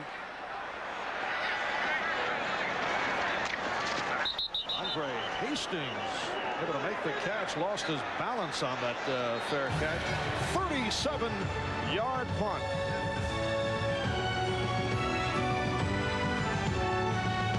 Pop, who has had to do it without his partner on the other side, Bruce Smith, who's still back in Buffalo with a flu and a stomach virus. What a year for Bryce Pop. 17.5 sacks to lead the National Football League. And Bryce will be the first to tell you that the big reason why he's been able to put up those kind of numbers is because Bruce Smith is on the other side, and you have to split your attention between the two. The Steelers from their 14-yard line, and a straight-ahead move by Bam Morris. Stopped by Washington and Perry. 6:20 remaining in this 3rd quarter. And it's Pittsburgh with a 26-7 lead. Kevin Green, who says he'll cut his hair again when they win a Super Bowl. That was something that was said long ago, back when he was with the Rams, and his hair has been growing ever since. He did a nice thing, though, for the fans standing in line. Had to wait in the cold for playoff tickets. Went out and bought 100 hamburgers for the guys and just sort of passed them out. Cordell Stewart is back on the field. That pass may have been deflected, intended for Yancey Thigpen, who was covered by Marlon Kerner. Yesterday we were talking with Bill Cowher about the drop pass against Green Bay by Thigpen. We asked Bill how did he handle it with Yancey. He said, well, as you take a look at it, he said he went over to him and said, you know, I wouldn't take any trips through Detroit, trying to make light of the moment. Of course, the drop cost the Lions a home playoff game. And cost them a lot more than that, because they had to go into Philadelphia. You have to think that would have been a different story if they were playing in Pontiac. 3rd down and 8. They just do get the play off. O'Donnell under pressure and looks to throw it away. Bryce Pop providing that pressure. And once again, the Buffalo Bills defense doing their job. I mean, it really has been a marvelous effort. In the first half, they struggled. They probably were emotionally trying to figure out how to get this whole thing done. Wade Phillips, though, at halftime has come back. And remember what Jim told us coming out. They wanted to try and get a little more pressure on him. And so far, it has disrupted things with this Pittsburgh Steelers offense. So Ron Stark punting from his goal line. Steve Tasker is back. The Bills could have excellent field position right here. 29-yard punt, only a 4-yard return. Looked like someone lost their shoe. With 5:27 remaining. Yes, in the 3rd. Duquesne incline. Novel approach. And Fentz separating at that point. First down at the 42 as the Buffalo Bills take over with 5.5 remaining in this 3rd quarter. The screen set up beautifully, although Kelly took a hard hit in completing to Thurman Thomas. And Kelly shaken up. Bill Johnson and Greg Lloyd just destroyed Jim Kelly as he got that ball off. One of the problems, so you try and run that naked bootleg, the naked E is sometimes a guy like Greg Lloyd. Turned the corner and Jim sort of flipped his head around, and Reuben Brown really didn't even get a hand on him, and That was a sandwich job. What a shot by Greg Lloyd, who earlier in the first half was hurt and was down for a while. Remember all the way back to the preseason, the shot that he put on Brett Favre, and he was so upset he got fined by the league, and that was really the precedent that was set throughout the National Football League. Gene Washington fining a lot of players after that. They are going to try and protect these quarterbacks, and Alex Van Pelt apparently the next in. He has moved past the rookie Todd Collins as the number 2 quarterback. Alex Van Pelt, who is out of the University of Pittsburgh in his second NFL season, originally drafted by the Steelers in the 8th round and then went on to sign with Kansas City. He has seen only brief action this season, 10 of 18 overall with a couple of touchdowns. Alex Van Pelt. His nickname, as you know, Chris, is the Pill for the Pillsbury Doughboy. That was given to him by Jim Kelly. Reuben Brown just unable to get the block, and Greg Lloyd coming in. It was not helmet to helmet contact. He got the helmet, but it was into the shoulder, so that is not a finable situation. But Greg Lloyd certainly throwing his body around and leading with his head a lot today. One time it got him knocked out, and that time it knocked out Jim Kelly. Kelly, you know, will hope to return as Van Pelt has taken over and penalty markers are down. Look to be John Fina, the left tackle. False start prior to the snap. 70 offense. 5-yard penalty. Still second down. John Fina in his 4th year out of Arizona. Last year set back by a knee problem which affected his quickness. He picked up his plays. Had some ups and downs this season. There is the thought down the road, although he is a free agent, but there is the thought that he might be better at the center position. He's not a great tackle at all. 2nd and 11. Looked to be a mix-up on that end around, but they pull it off, and Tasker gets inside the 20, inside the 10. That was not a pretty play, but it did work, and it goes for 40 yards. I love this guy. I absolutely love this guy. He's been chasing kicks, getting knocked around for 10 years in the National Football League, and now is the wing T-back. They come with the reverse. It bobbles the football, still makes the play, but Steve Tasker gets shot up before the ball game. His knee was hurting him. He had to do the cortisone, the Novocaine just to play in this football game, and he has been sensational this afternoon. Beautiful block by Ostrowski. 1st and goal at the 3. Thurman Thomas is short of the goal line. Steve Tasker coming in with that pulled tendon in the back of his left leg. He told us yesterday at the start of the season he pulled a hamstring and he'd have a doctor look at it. Now that his role has become vital, he says 2 doctors and 3 trainers keep checking him out. And look at they're the Buffalo Bills. You know, they're 3 touchdowns away from having the lead. They've got a shot at their first one here.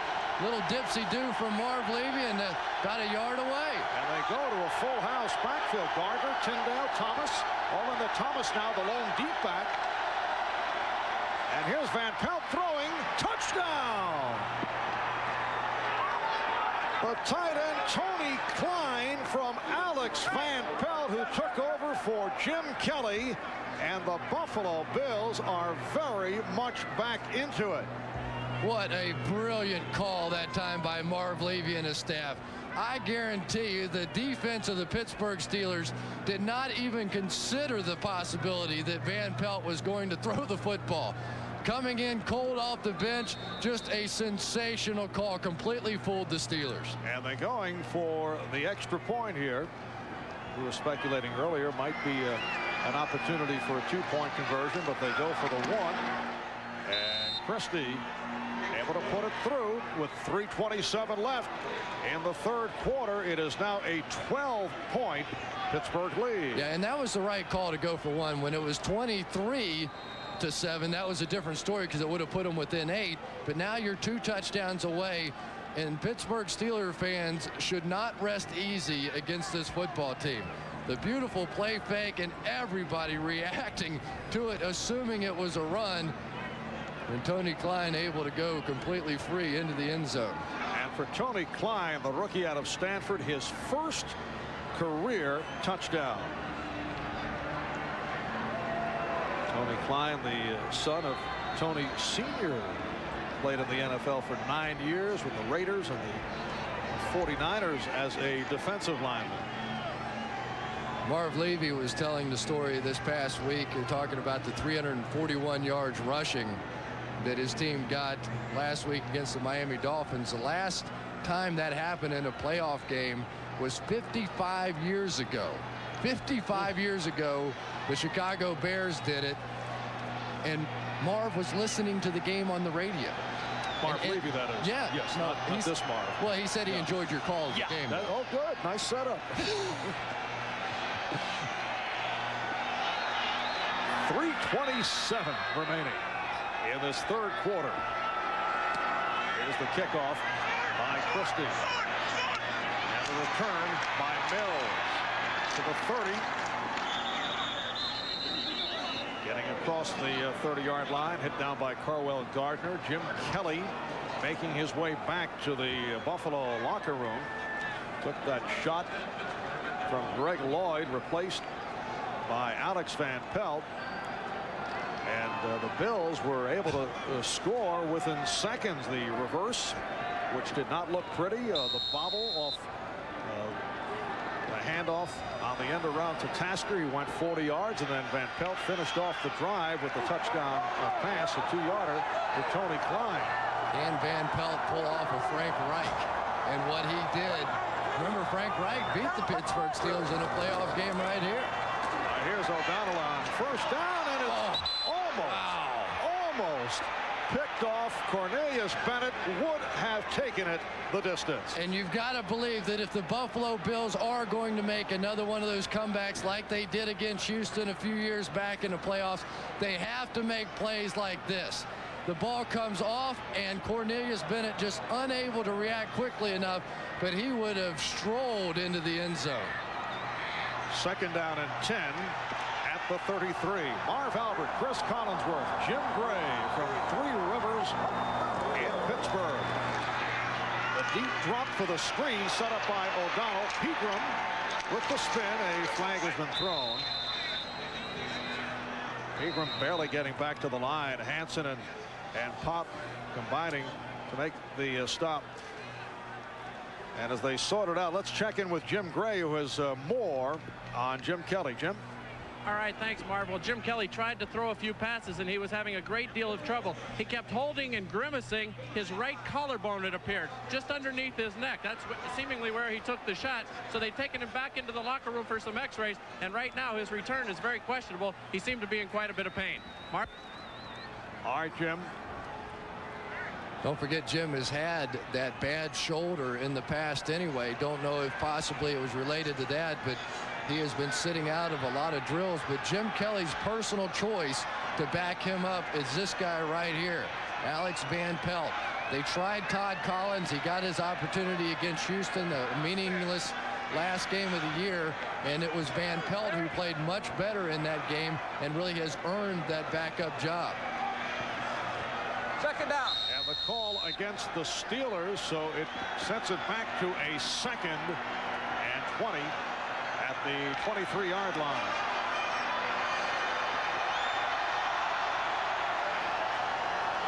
Just under 3 minutes left in the third quarter. Stewart in motion. Stewart on the handoff. And then the end around for Mills, and it does not work. A double reverse stop by Carl Wilson, the man who was playing for the flu-ridden Bruce Smith. And Bruce Smith could not have played it any better than Carl Wilson right there. Sees it coming, holds his ground, wades through the blockers, and makes the play. That was a play that had a chance, but for Carl Wilson. So Carl Wilson, you have earned your paycheck with that one play alone. That one looked like it was set up pretty well. Wilson with one prior start as a member of the Bills in the season finale against Houston. Third down and 17, and O'Donnell throwing, intended for Corey Holiday. It's the second time that he's looked for Holiday. Covered by Smith and Darby, and the Steelers are forced to punt. Wow, what a shot put on by Matt Darby. Holiday goes up for this one, and Darby's got a beat on him, and wham, knocked something right out of knocked his earpiece out. Just knocked his earpiece right out of his head. Now that's a hit. You take somebody and knock their earpiece out because there's 4 different things that clip it into the helmet. That's a shot. Ron Stark with the punt, and handled by Tasker. Short punt by Starks, only 29 yards. Things going the other way for the Steelers here in the third quarter. Neil O'Donnell, after the impressive first half, only 2 of 10 in the third, and the Buffalo Bills are very much back in this game with 1:48 left in the third. Matt Darby just saw this one coming all the way, and there you have a little helmet-to-helmet contact on that one. This is unbelievable. What happened to the Steelers' offense? They've allowed the Bills to get back in this thing because they can't move the football. So Alex Van Pelt taking over for the injured Jim Kelly, and again it looked to be an end-around developing. That's a broken play, and Van Pelt had a hold on. He was covered up by Chad Brown, picked up 5 yards. Greg Lloyd saw this reverse coming all the way. He tackled Tasker before he got the ball. Lloyd just jumped right up there and he tackled Tasker. He sees him come in motion, the reverse is coming. He just go grab him. And Van Pelt made a great play seeing what happened and just turned it up. Second down and 6. A pickup of 4 by Van Pelt, who now fires one incomplete. Intended for Reed. Covered by the free safety, Perry. Alex Van Pelt out of the University of Pittsburgh, who has moved past Todd Collins, who right throughout the season was considered as the number 2 quarterback. Behind Jim Kelly, the feeling was only 2 quarterbacks can get the snaps during the course of the training week, and they wanted to develop a rookie, Todd Collins. They thought that, hey, look, down the road, this is a prospect, but Van Pelt is now the number 2 guy. Van Pelt throwing sideline and threw it away. Andre Reed got the look, and then Van Pelt felt that he was well covered, so he threw it away. Andre Reed is playing, but he's not Andre Reed. He's just, you can tell that Andre's just, he's doing the best he can, but that hamstring injury is still a major problem for him, and really you don't expect that even if they should win this game, he's not really going to get any better. It was such a horrible tear of the hamstring, and it just, Cornell Lake has no fear of Andre Reed right now. Andre Reed missing the 10 games with the pulled hamstring, returning in the wild card playoff against the Dolphins last week, but did not have any catches. False start, an illegal snap on the center, 5-yard penalty, still 4th down. Illegal snap called on the center, the deep snapper, Adam Lingner. He had that bad snap earlier, which cost the Bills. So Moore will punt from inside his 30, punting for the 5th time. Hastings is back. And a beauty. Hastings lets it go. And will be down inside the 10-yard line by the Bills. A 50-yard punt by Moore. Mark Pike able to hustle down the field to come up with the football. 47 seconds to go in this third quarter. Well, overhead it is the Goodyear blimp, the Spirit of Akron, based in Akron, Ohio, sending us those pictures. Steelers start out from their 8-yard line. Neil O'Donnell in the third quarter, just 2 for 10. Some confusion in the Buffalo secondary. They had to hustle a couple of guys on late. There's Morris. Works his way out to the 13-yard line.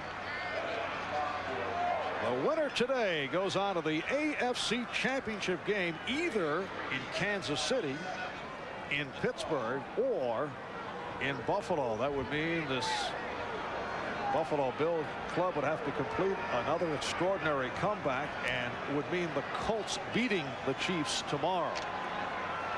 No question about it. The Cinderella this year is in the AFC with the Indianapolis Colts. Second down and 6 from the 13 with time running down in the third quarter. Morris trying to cut to the outside. Comes up short of the first down. He was met by White and Scholl. So that's it for the third. We'll return after these messages from your local station. Take one more look at how Jim Kelly was knocked out of this ball game. The hit in the back by Greg Lloyd.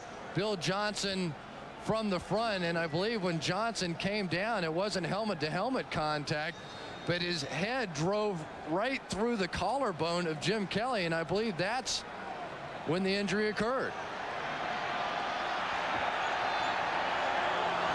On to the fourth quarter. And the Pittsburgh Steelers with a 3rd and 2 from the 17-yard line, and the pitch apparently hit the back of the right tackle, Leon Searcy, and Andre Hastings able to come up with it. So things getting a bit sloppy. When Leon Searcy pulled out, the pitch hit him right in the back. Searcy just took too deep of a drop, and it hit him right in the back, and that could have been a disaster for the Pittsburgh Steelers to leave the Bills the ball on the 5-yard line. And now things are getting a little bit nasty because the Bills know they have a chance. All right, Tasker is back. One start is having his difficulties in the second half. That was only a 31-yard punt. The previous punt, 29 yards. And he's hearing it from the crowd.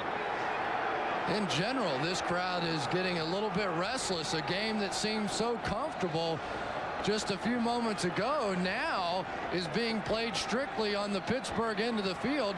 And if Alex Van Pelt can create any sort of offense right here, the Buffalo Bills will be down by less than a touchdown. This is now a football game. And the Steelers waving their arms in the direction of the crowd to get them back into it. Buffalo first down at the Pittsburgh 36.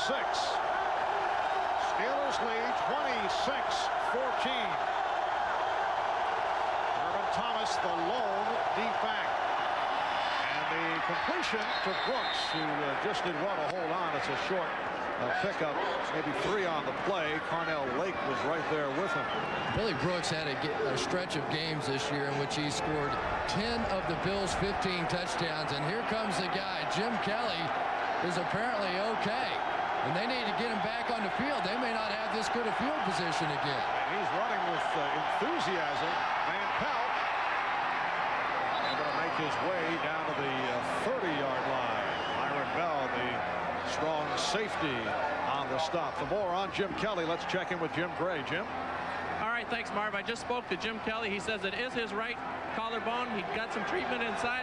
They were able to loosen it up, put some heat on it. He feels as though he's going to be able to return, and he's going to come back out on the field. Marv? All right, Jim, you see Kelly warming up, trying to get ready. It's a 3rd down and 4 at the Pittsburgh 30-yard line.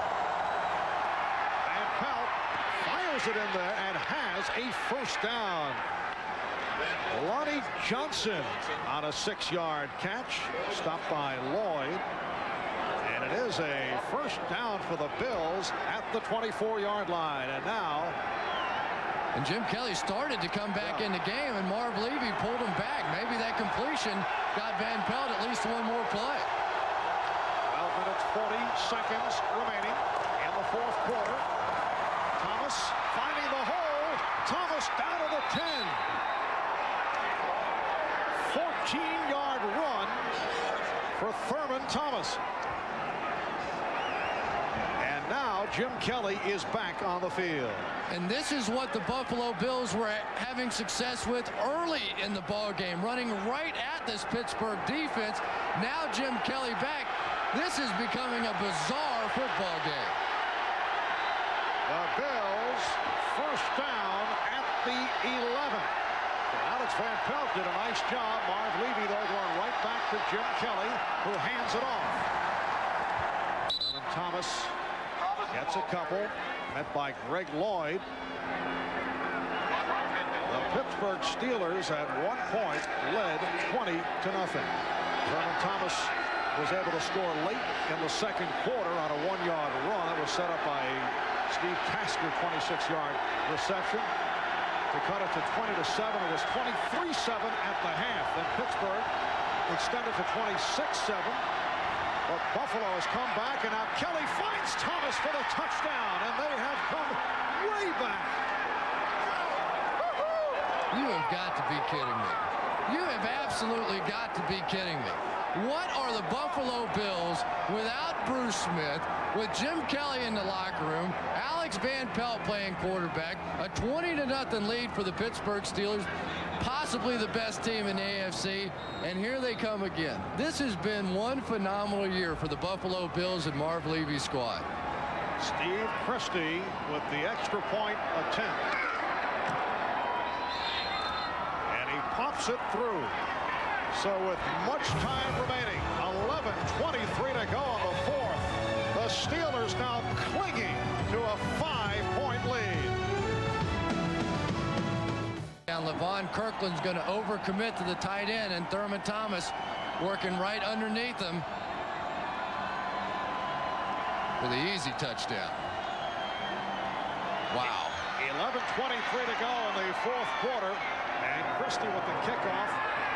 Muffed by Mills. Fake the handoff to Cordell Stewart. Cordell Stewart was back as one of the unmanned. Sam Rogers, though, followed it right through and was able to make the tackle on Mills. Jim Kelly just so comfortable throwing the ball around the goal line to Thurman Thomas, and that was where he was so desperately missed. And what a comeback in this game for Thurman Thomas. After the ankle injury, comes back, and Jim Kelly comes back. Halfway expect to see Bruce Smith get off the plane in a minute. How about the Steelers' first two possessions of the game, 2 touchdowns, the next 10, 0. Although Norm Johnson has contributed 4 field goals. Morris on the reception. Stopped by David White. Picked up only 2. And let's give Wade Phillips a lot of credit. Jim Gray told us the adjustment at halftime was to bring pressure on Neil O'Donnell, not let him sit back there. The pressure now starting to affect O'Donnell, having to dump the football out of there, and this Steeler offense has been in reverse since Wade Phillips made that adjustment. And you can see the happy feet at times. Absolutely. On the part of Neil O'Donnell, and throwing the ball harder. Did not show that touch earlier. It was flipping soft passes. Here they come again, and O'Donnell gets it off nicely, completing to Mills for the first down, a 12-yard hookup, and that gets the crowd going. A play they simply had to have. Cordell Stewart goes in motion underneath this route, again draws the coverage and makes it easy for Ernie Mills. That's a play that's there, but as a wide receiver, it takes a lot of guts to keep running it across the middle. First down at the 39. 5 catches for Mills for 65 yards. To the ground from Morris. And a short pickup. Now, Marv, one of the things that we talked about, would Ron Earhart go back to what got him here? You know, all those years with Parcells and all the years of being conservative and running the football. We haven't seen nearly the kind of trickery that we've seen out of the Pittsburgh Steelers this year in the past. They have gone much more conservative in this one. This is a Pittsburgh team that led the AFC with 407 points. Second down and 8. Here comes Cordell Stewart in motion. O'Donnell intended for Stewart. That time he got the time. It'll be a 3rd down and 8 at the 41. 9 minutes, 11 seconds to go in this 4th quarter. The Pittsburgh Steelers at one stretch had a 20-0 lead. It appeared this was headed to the area of blowout. And the Bills able to come back. It is now 26-21. And the Bills are one play away now from having the football back in their hands and a chance to go take the lead. Don't forget what happened to Pittsburgh last year in the AFC Championship game. Very similar. They had a 13-3 lead in that ball game, and then they let that lead evaporate. And the Steelers calling for time. We'll be right back. 4th and inches. Coach Bannon, he likes to punt. Punt? No way. Oh! Check this out. Attention, Coach Bannon. Go for it. Be a man. Oh, what do you know, Steve? They're going to go for it. Just a reminder, when you've got the great taste of an ice-cold Miller Lite, life is good. Do you like my new hat? Kozak drops back to pass. Jones is open in the end zone. Throws it to Jones, who drops the ball. Bad call. Should have punted. Yep. Standing arrow straight like a rock, charging from the gate like a rock. Last year, more than 6 million people got into a Chevy truck. This year, it'll be even easier.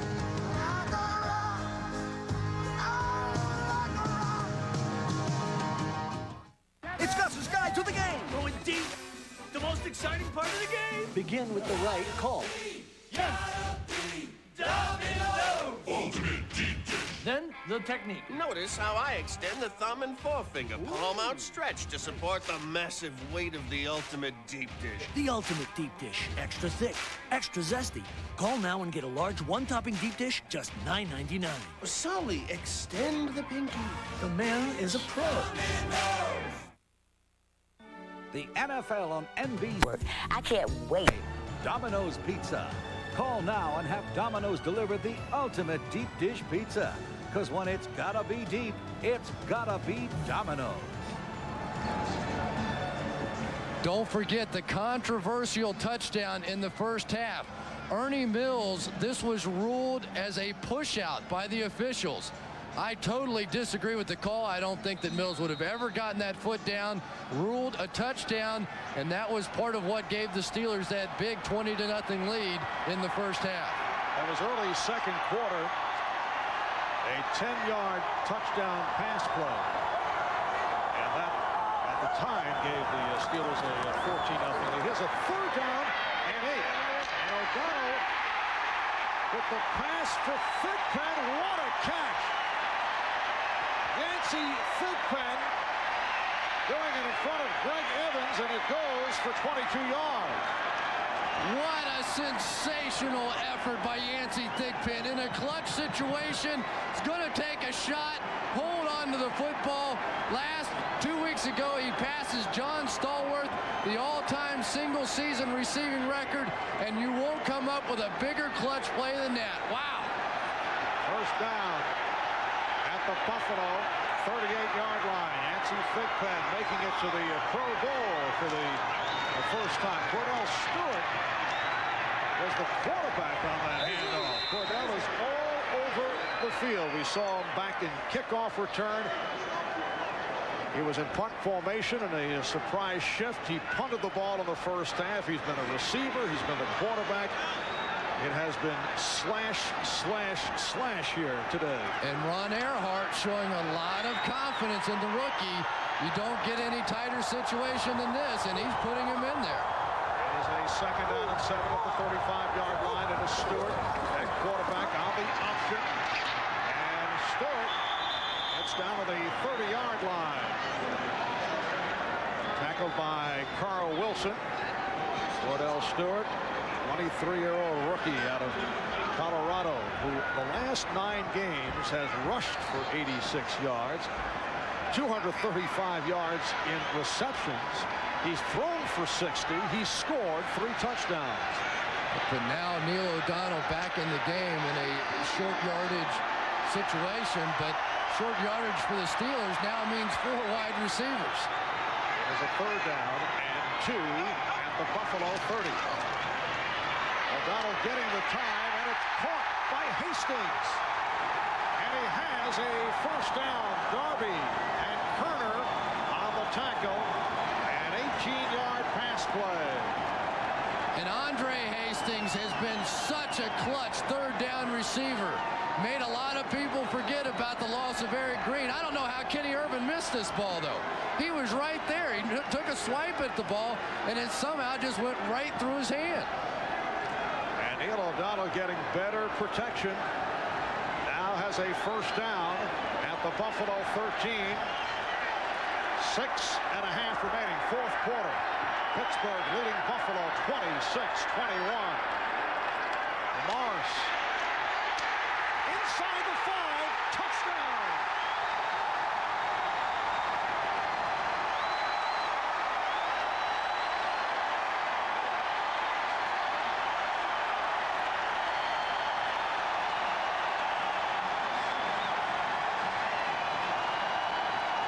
Bam Morris going 13 yards for the score.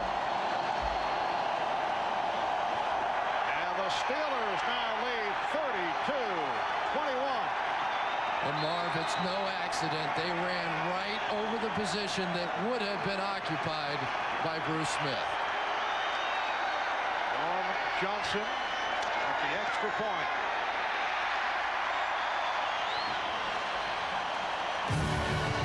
So with 6:16 left in the 4th, it's the Steelers up by 12.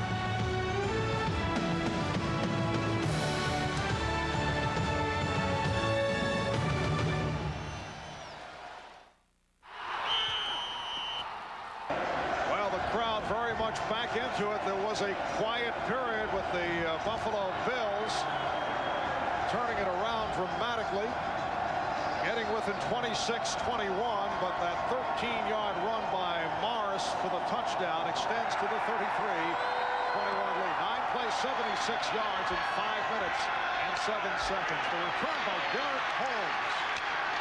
Excellent coverage by the Steelers.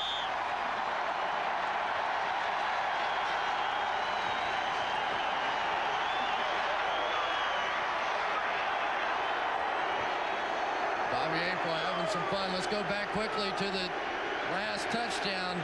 Little down block on the play by Mark Bruner is what springs it. Justin Strelzik with the kick-out block, and a huge hole in there for Bam Morris in the celebration.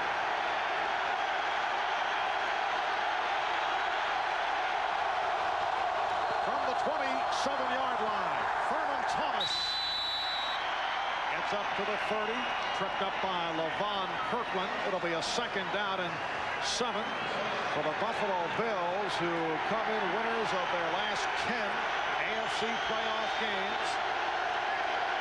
And Thurman's hurting. I think he re-injured that ankle. That injury sustained in the 1st half. Kelly's pass incomplete, intended for Reed. And some taunting on the part of the Steelers. Willie Williams on the coverage of Andre Reed. Willie Williams, who got benched earlier this season after Herman Moore caught 10 passes for 131 yards against him, handled it beautifully, and has now come back and played very well today. A lot of taunting in the direction of Reed. That after Andre was not shy about pointing out that the Steelers secondary might be vulnerable.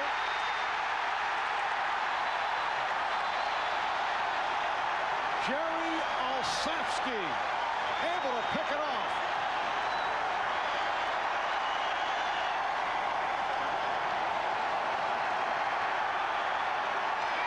Jerry Olszewski, who started for Chad Brown, who's made it back from an ankle injury, coming up with his 1st interception of the season.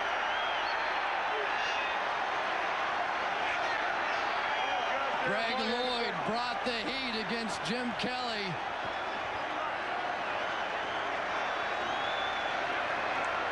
And then Willie Williams timed it out perfectly in the secondary. Marv Levy's still hot. He thinks this was interference, and I agree. I think Willie Williams got there early. Out of the official's pocket. First down. Well, apparently a flag was on the field, but it had fallen out of the pocket of one of the officials, so it's waved off. Willie Williams either timed that one absolutely perfectly or he got there just a tad early, but the officials gave him the benefit of the doubt. And Jerry Olszewski came up with a big play, but it was Greg Lloyd who created the pressure. So the Steelers, 1st and 10 at the Buffalo 35. Here's Morris. Getting inside the 30. David White, Cornelius Bennett combining to make the stop. 5 minutes and 15 seconds left in this 4th quarter. There is Jerry Olszewski in his 7th season out of the University of Pittsburgh. You know, Marv, he's really done a terrific job. When Chad Brown got hurt, it really hurt this Pittsburgh Steelers defense. Olszewski's not nearly as fast. He's much more of a plotter, but he's been a guy who has made plays for this defense. Not nearly as flashy as is Chad Brown, but he has been very consistent on this defense. 2nd down and 4. Morris, and he's taken down short of the 1st down. Phil Hansen, Cornelius Bennett fighting on the tackle. And it'll be a 3rd and about 3. Not a lot of time now for Marv Levy, Jim Kelly, and the Bills. 1st downs at this point in the game mean about 2 minutes off the clock, and we're quickly approaching the 4-minute mark. Almost a must play right now for this Buffalo defense.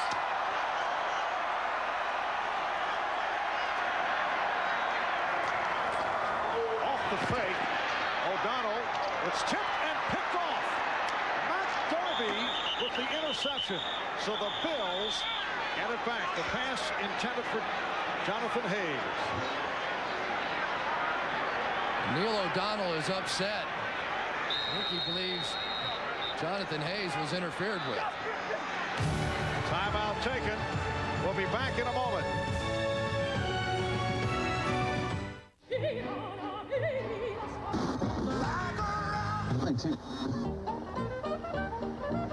Weather advisory. There is a winter storm watch in effect for the entire area today. Seems like it's only going to get worse. So look, if you don't have to be out there, please get off the roads.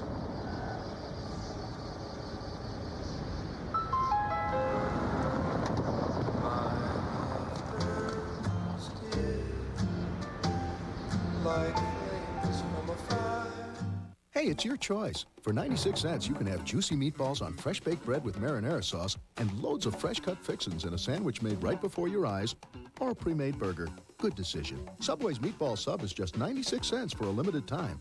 Hurry in. You in pain? By his tight end, Jonathan Hayes, but it came from the official, not one of the Buffalo Bills. The official knocks off Hayes, and that's what set up the interception. So the Bills start out from their 17. Obviously a critical drive by Buffalo with 3:55 remaining in this 4th quarter. Kelly able to get it away, and it's intercepted. Steelers get it back. Kirkland, LaVon Kirkland, able to pick it off.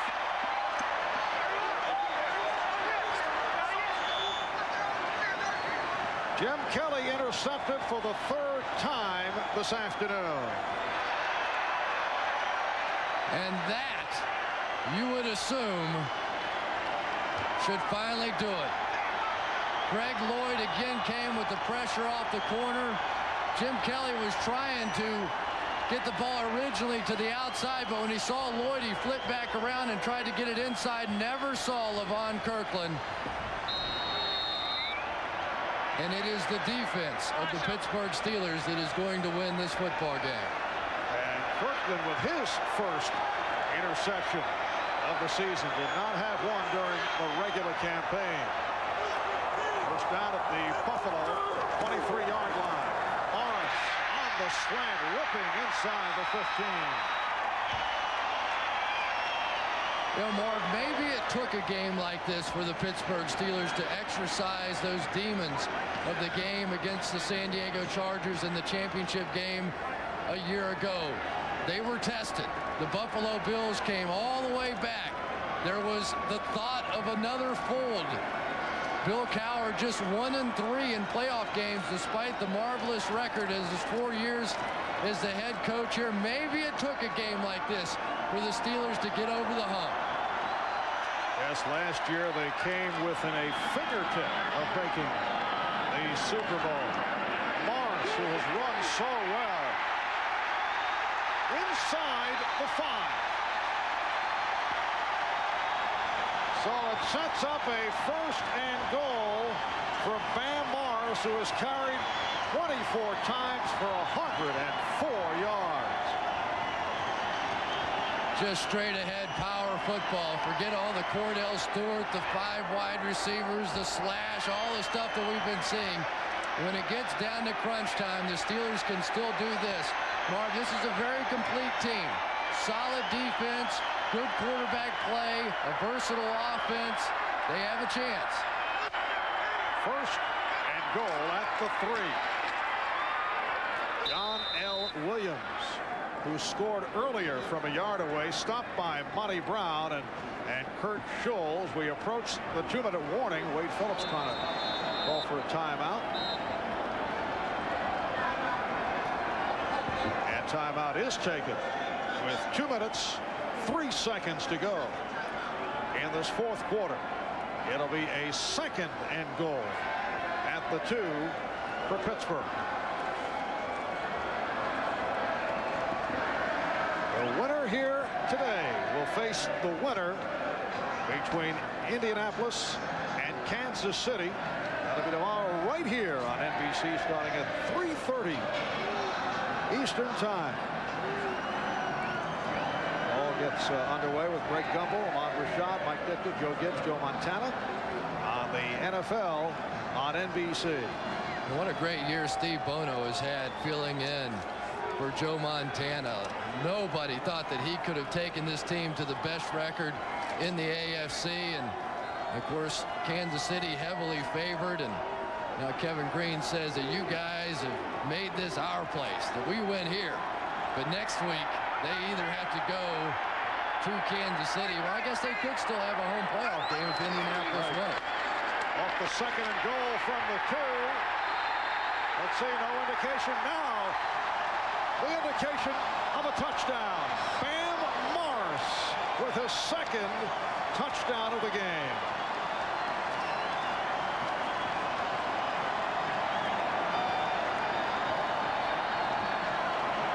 Bill Cowher's family.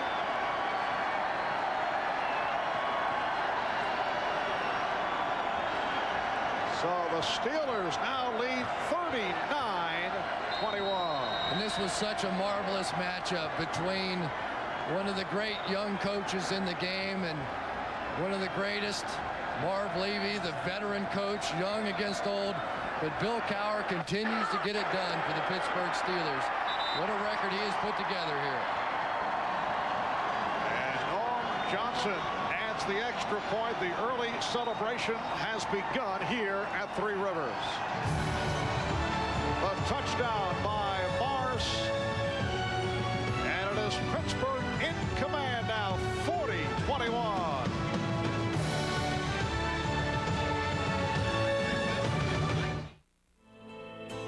Very long, tough day for Jim Kelly, although there was a glimmer of hope with the Bills getting back into it, but Kelly, 14 of 29, 135 yards, and the big number, 3 interceptions. And this really has not been the style of play that has gotten the Buffalo Bills here. They're a much better team when they can run the football, spot the passing game, but with the big lead that Pittsburgh got off to, they had to change their approach, and this really has not been their style. And the 40 points by the Steelers ties the most points that Pittsburgh has ever scored in a playoff game. Back in 1976, they defeated the Baltimore Colts 40-14. Minute 58 remaining in this 4th quarter. Holmes and Tyndale are back for the kickoff.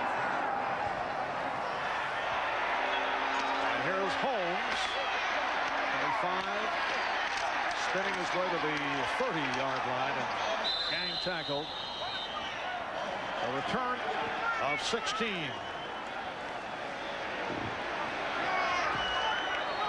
And Mike Devlin, backup center for the Buffalo Bills, receiving some compassion from Greg Lloyd.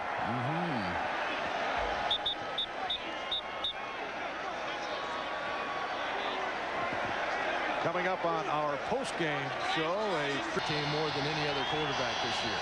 And Chris, remember Jim Harbaugh beat the Chiefs in Kansas City 2 years ago as a member of the Chicago Bears. Knocked the Chiefs out of home field advantage right throughout the AFC playoff picture. Alex Van Pelt is back in at quarterback with 1:50 to go in this fourth quarter. Deep drop by Van Pelt. Completes out at midfield to the tight end Tony Klein. It's good for 16. Myron Bell on the coverage.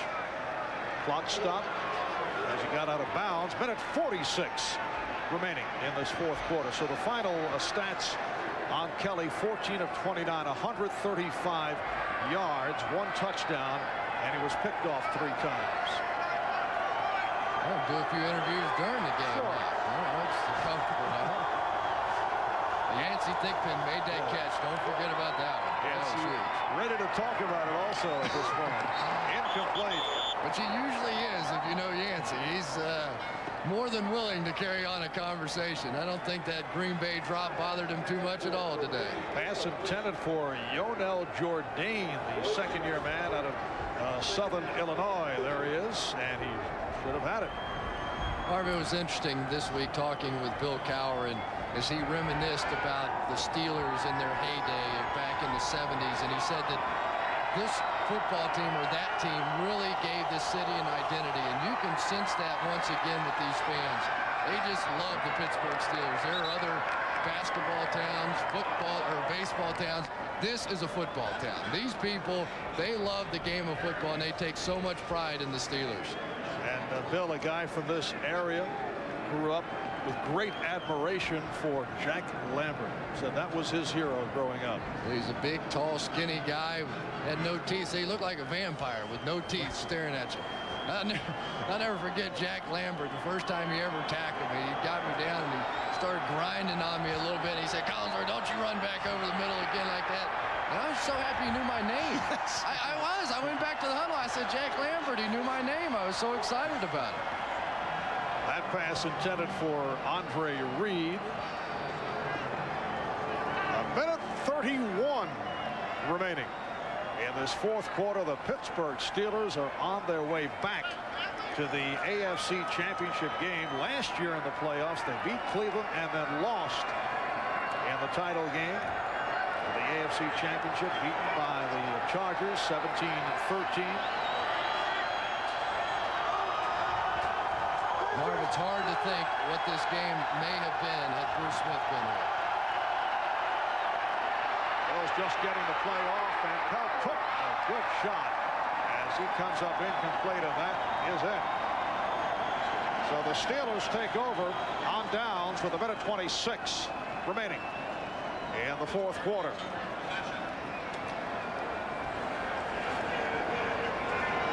Well, the Pittsburgh Steelers could end up playing the Indianapolis Colts or the Kansas City Chiefs.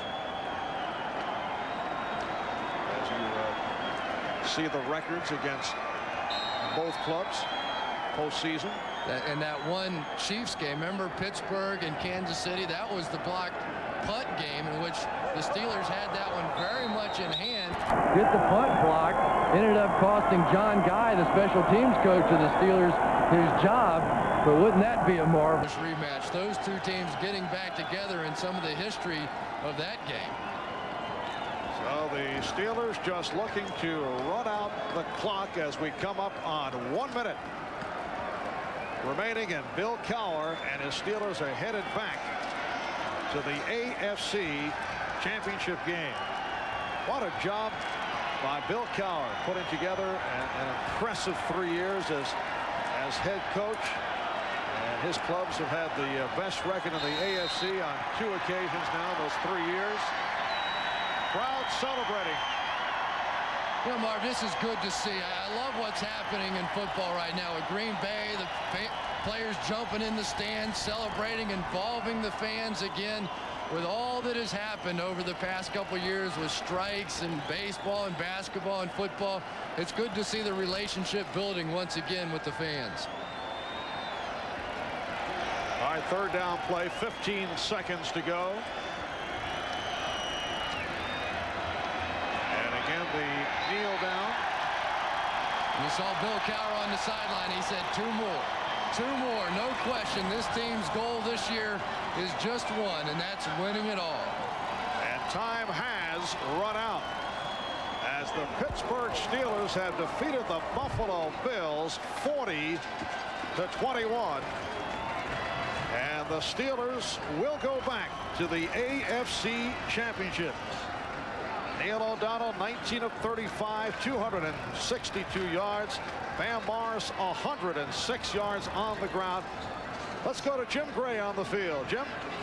All right, thank you very much, Marv. Well, it seemed very easy, Coach Cowher, in the first half. You jumped out to a 20-0 lead. How much were you able to take advantage of Bruce Smith not being here?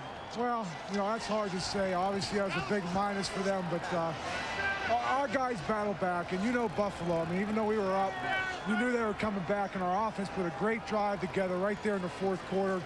And from there, we kind of fed off this crowd. It's 1 of 3. It seemed that Marv Levy and Wade Phillips were able to make some adjustments in the second half and put a lot more pressure on Neil O'Donnell. Well, they did.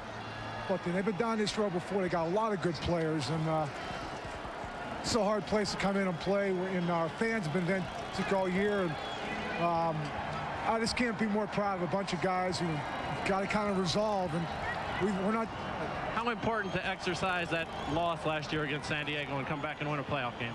Our guys will keep it in perspective. Like I said, we're going to be down this road before. I don't care where we go, but we're looking forward to playing. Thanks, Bill. Congratulations. Right, let's go back upstairs tomorrow. All right, Jim. So Bill Cowher and his Pittsburgh Steelers defeating the Buffalo Bills 40-21. Coming up, the post-game report with Greg Gumbel. Marv Albert with Chris Collinsworth and Jim Gray saying so long from Pittsburgh. And we'll be back after these messages. It's me, Mike Holmgren this week. The head coach of the Packers all week kept it loose, kept it free, kept it flowing, didn't want his team uptight. One guy that might be uptight is Fritz Sherman, the defensive coordinator of the Packers. The last 10 times he has coached against this 49er offense, 10 times he's won 4 and he's lost 6 of them, Jimmy and Howie. And one key is this is the 49er offense that in the last 15 playoff games has averaged 32 points a game. He will need more than a big nickel to come up today. Last time he beat them big, they were 10% more significant in the running game. They've dropped off from all their Super Bowl teams. They're 10% less now in the run. Pretty clear Bradshaw got some rest last night. Perky, effervescent, the whole Well, we weren't out all folks. night, right? All right, the 49ers offense, 4 a.m. as we talk about that, the 49ers offense being introduced to the home crowd as the game, as I mentioned, just moments away. And we will join Dick Stockton and Matt Millen as Green Bay and San Francisco coming your way next.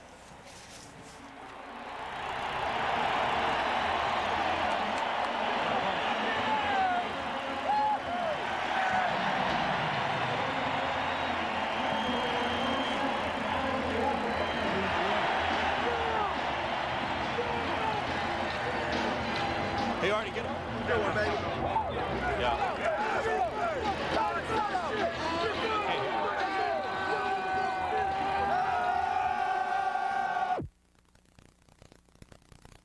You're watching a Fox NFL special, the NFC Divisional Playoff. Why do people say Arby's new bacon melt tastes so great? Is it Arby's slow roast? Playoffs is the greatest feeling in the world, but you have to win. This is football at its best. A Fox NFC Divisional Playoff Sunday.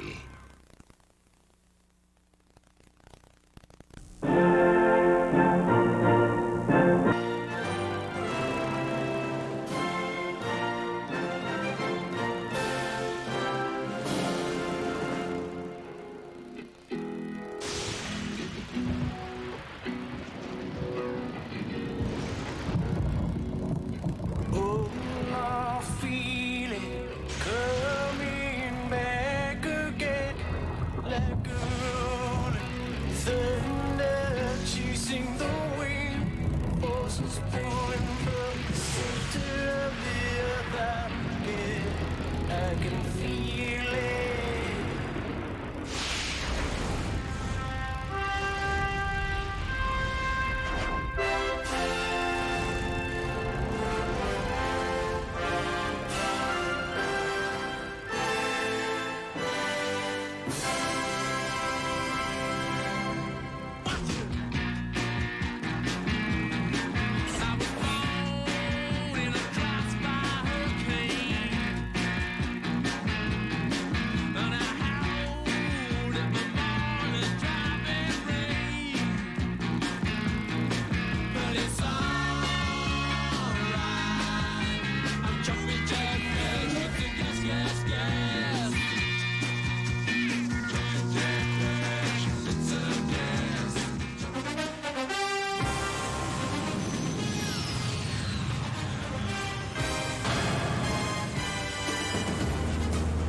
A spectacular day and a sellout crowd at 3 Comp Park in San Francisco, although most people still prefer to call it Candlestick Park.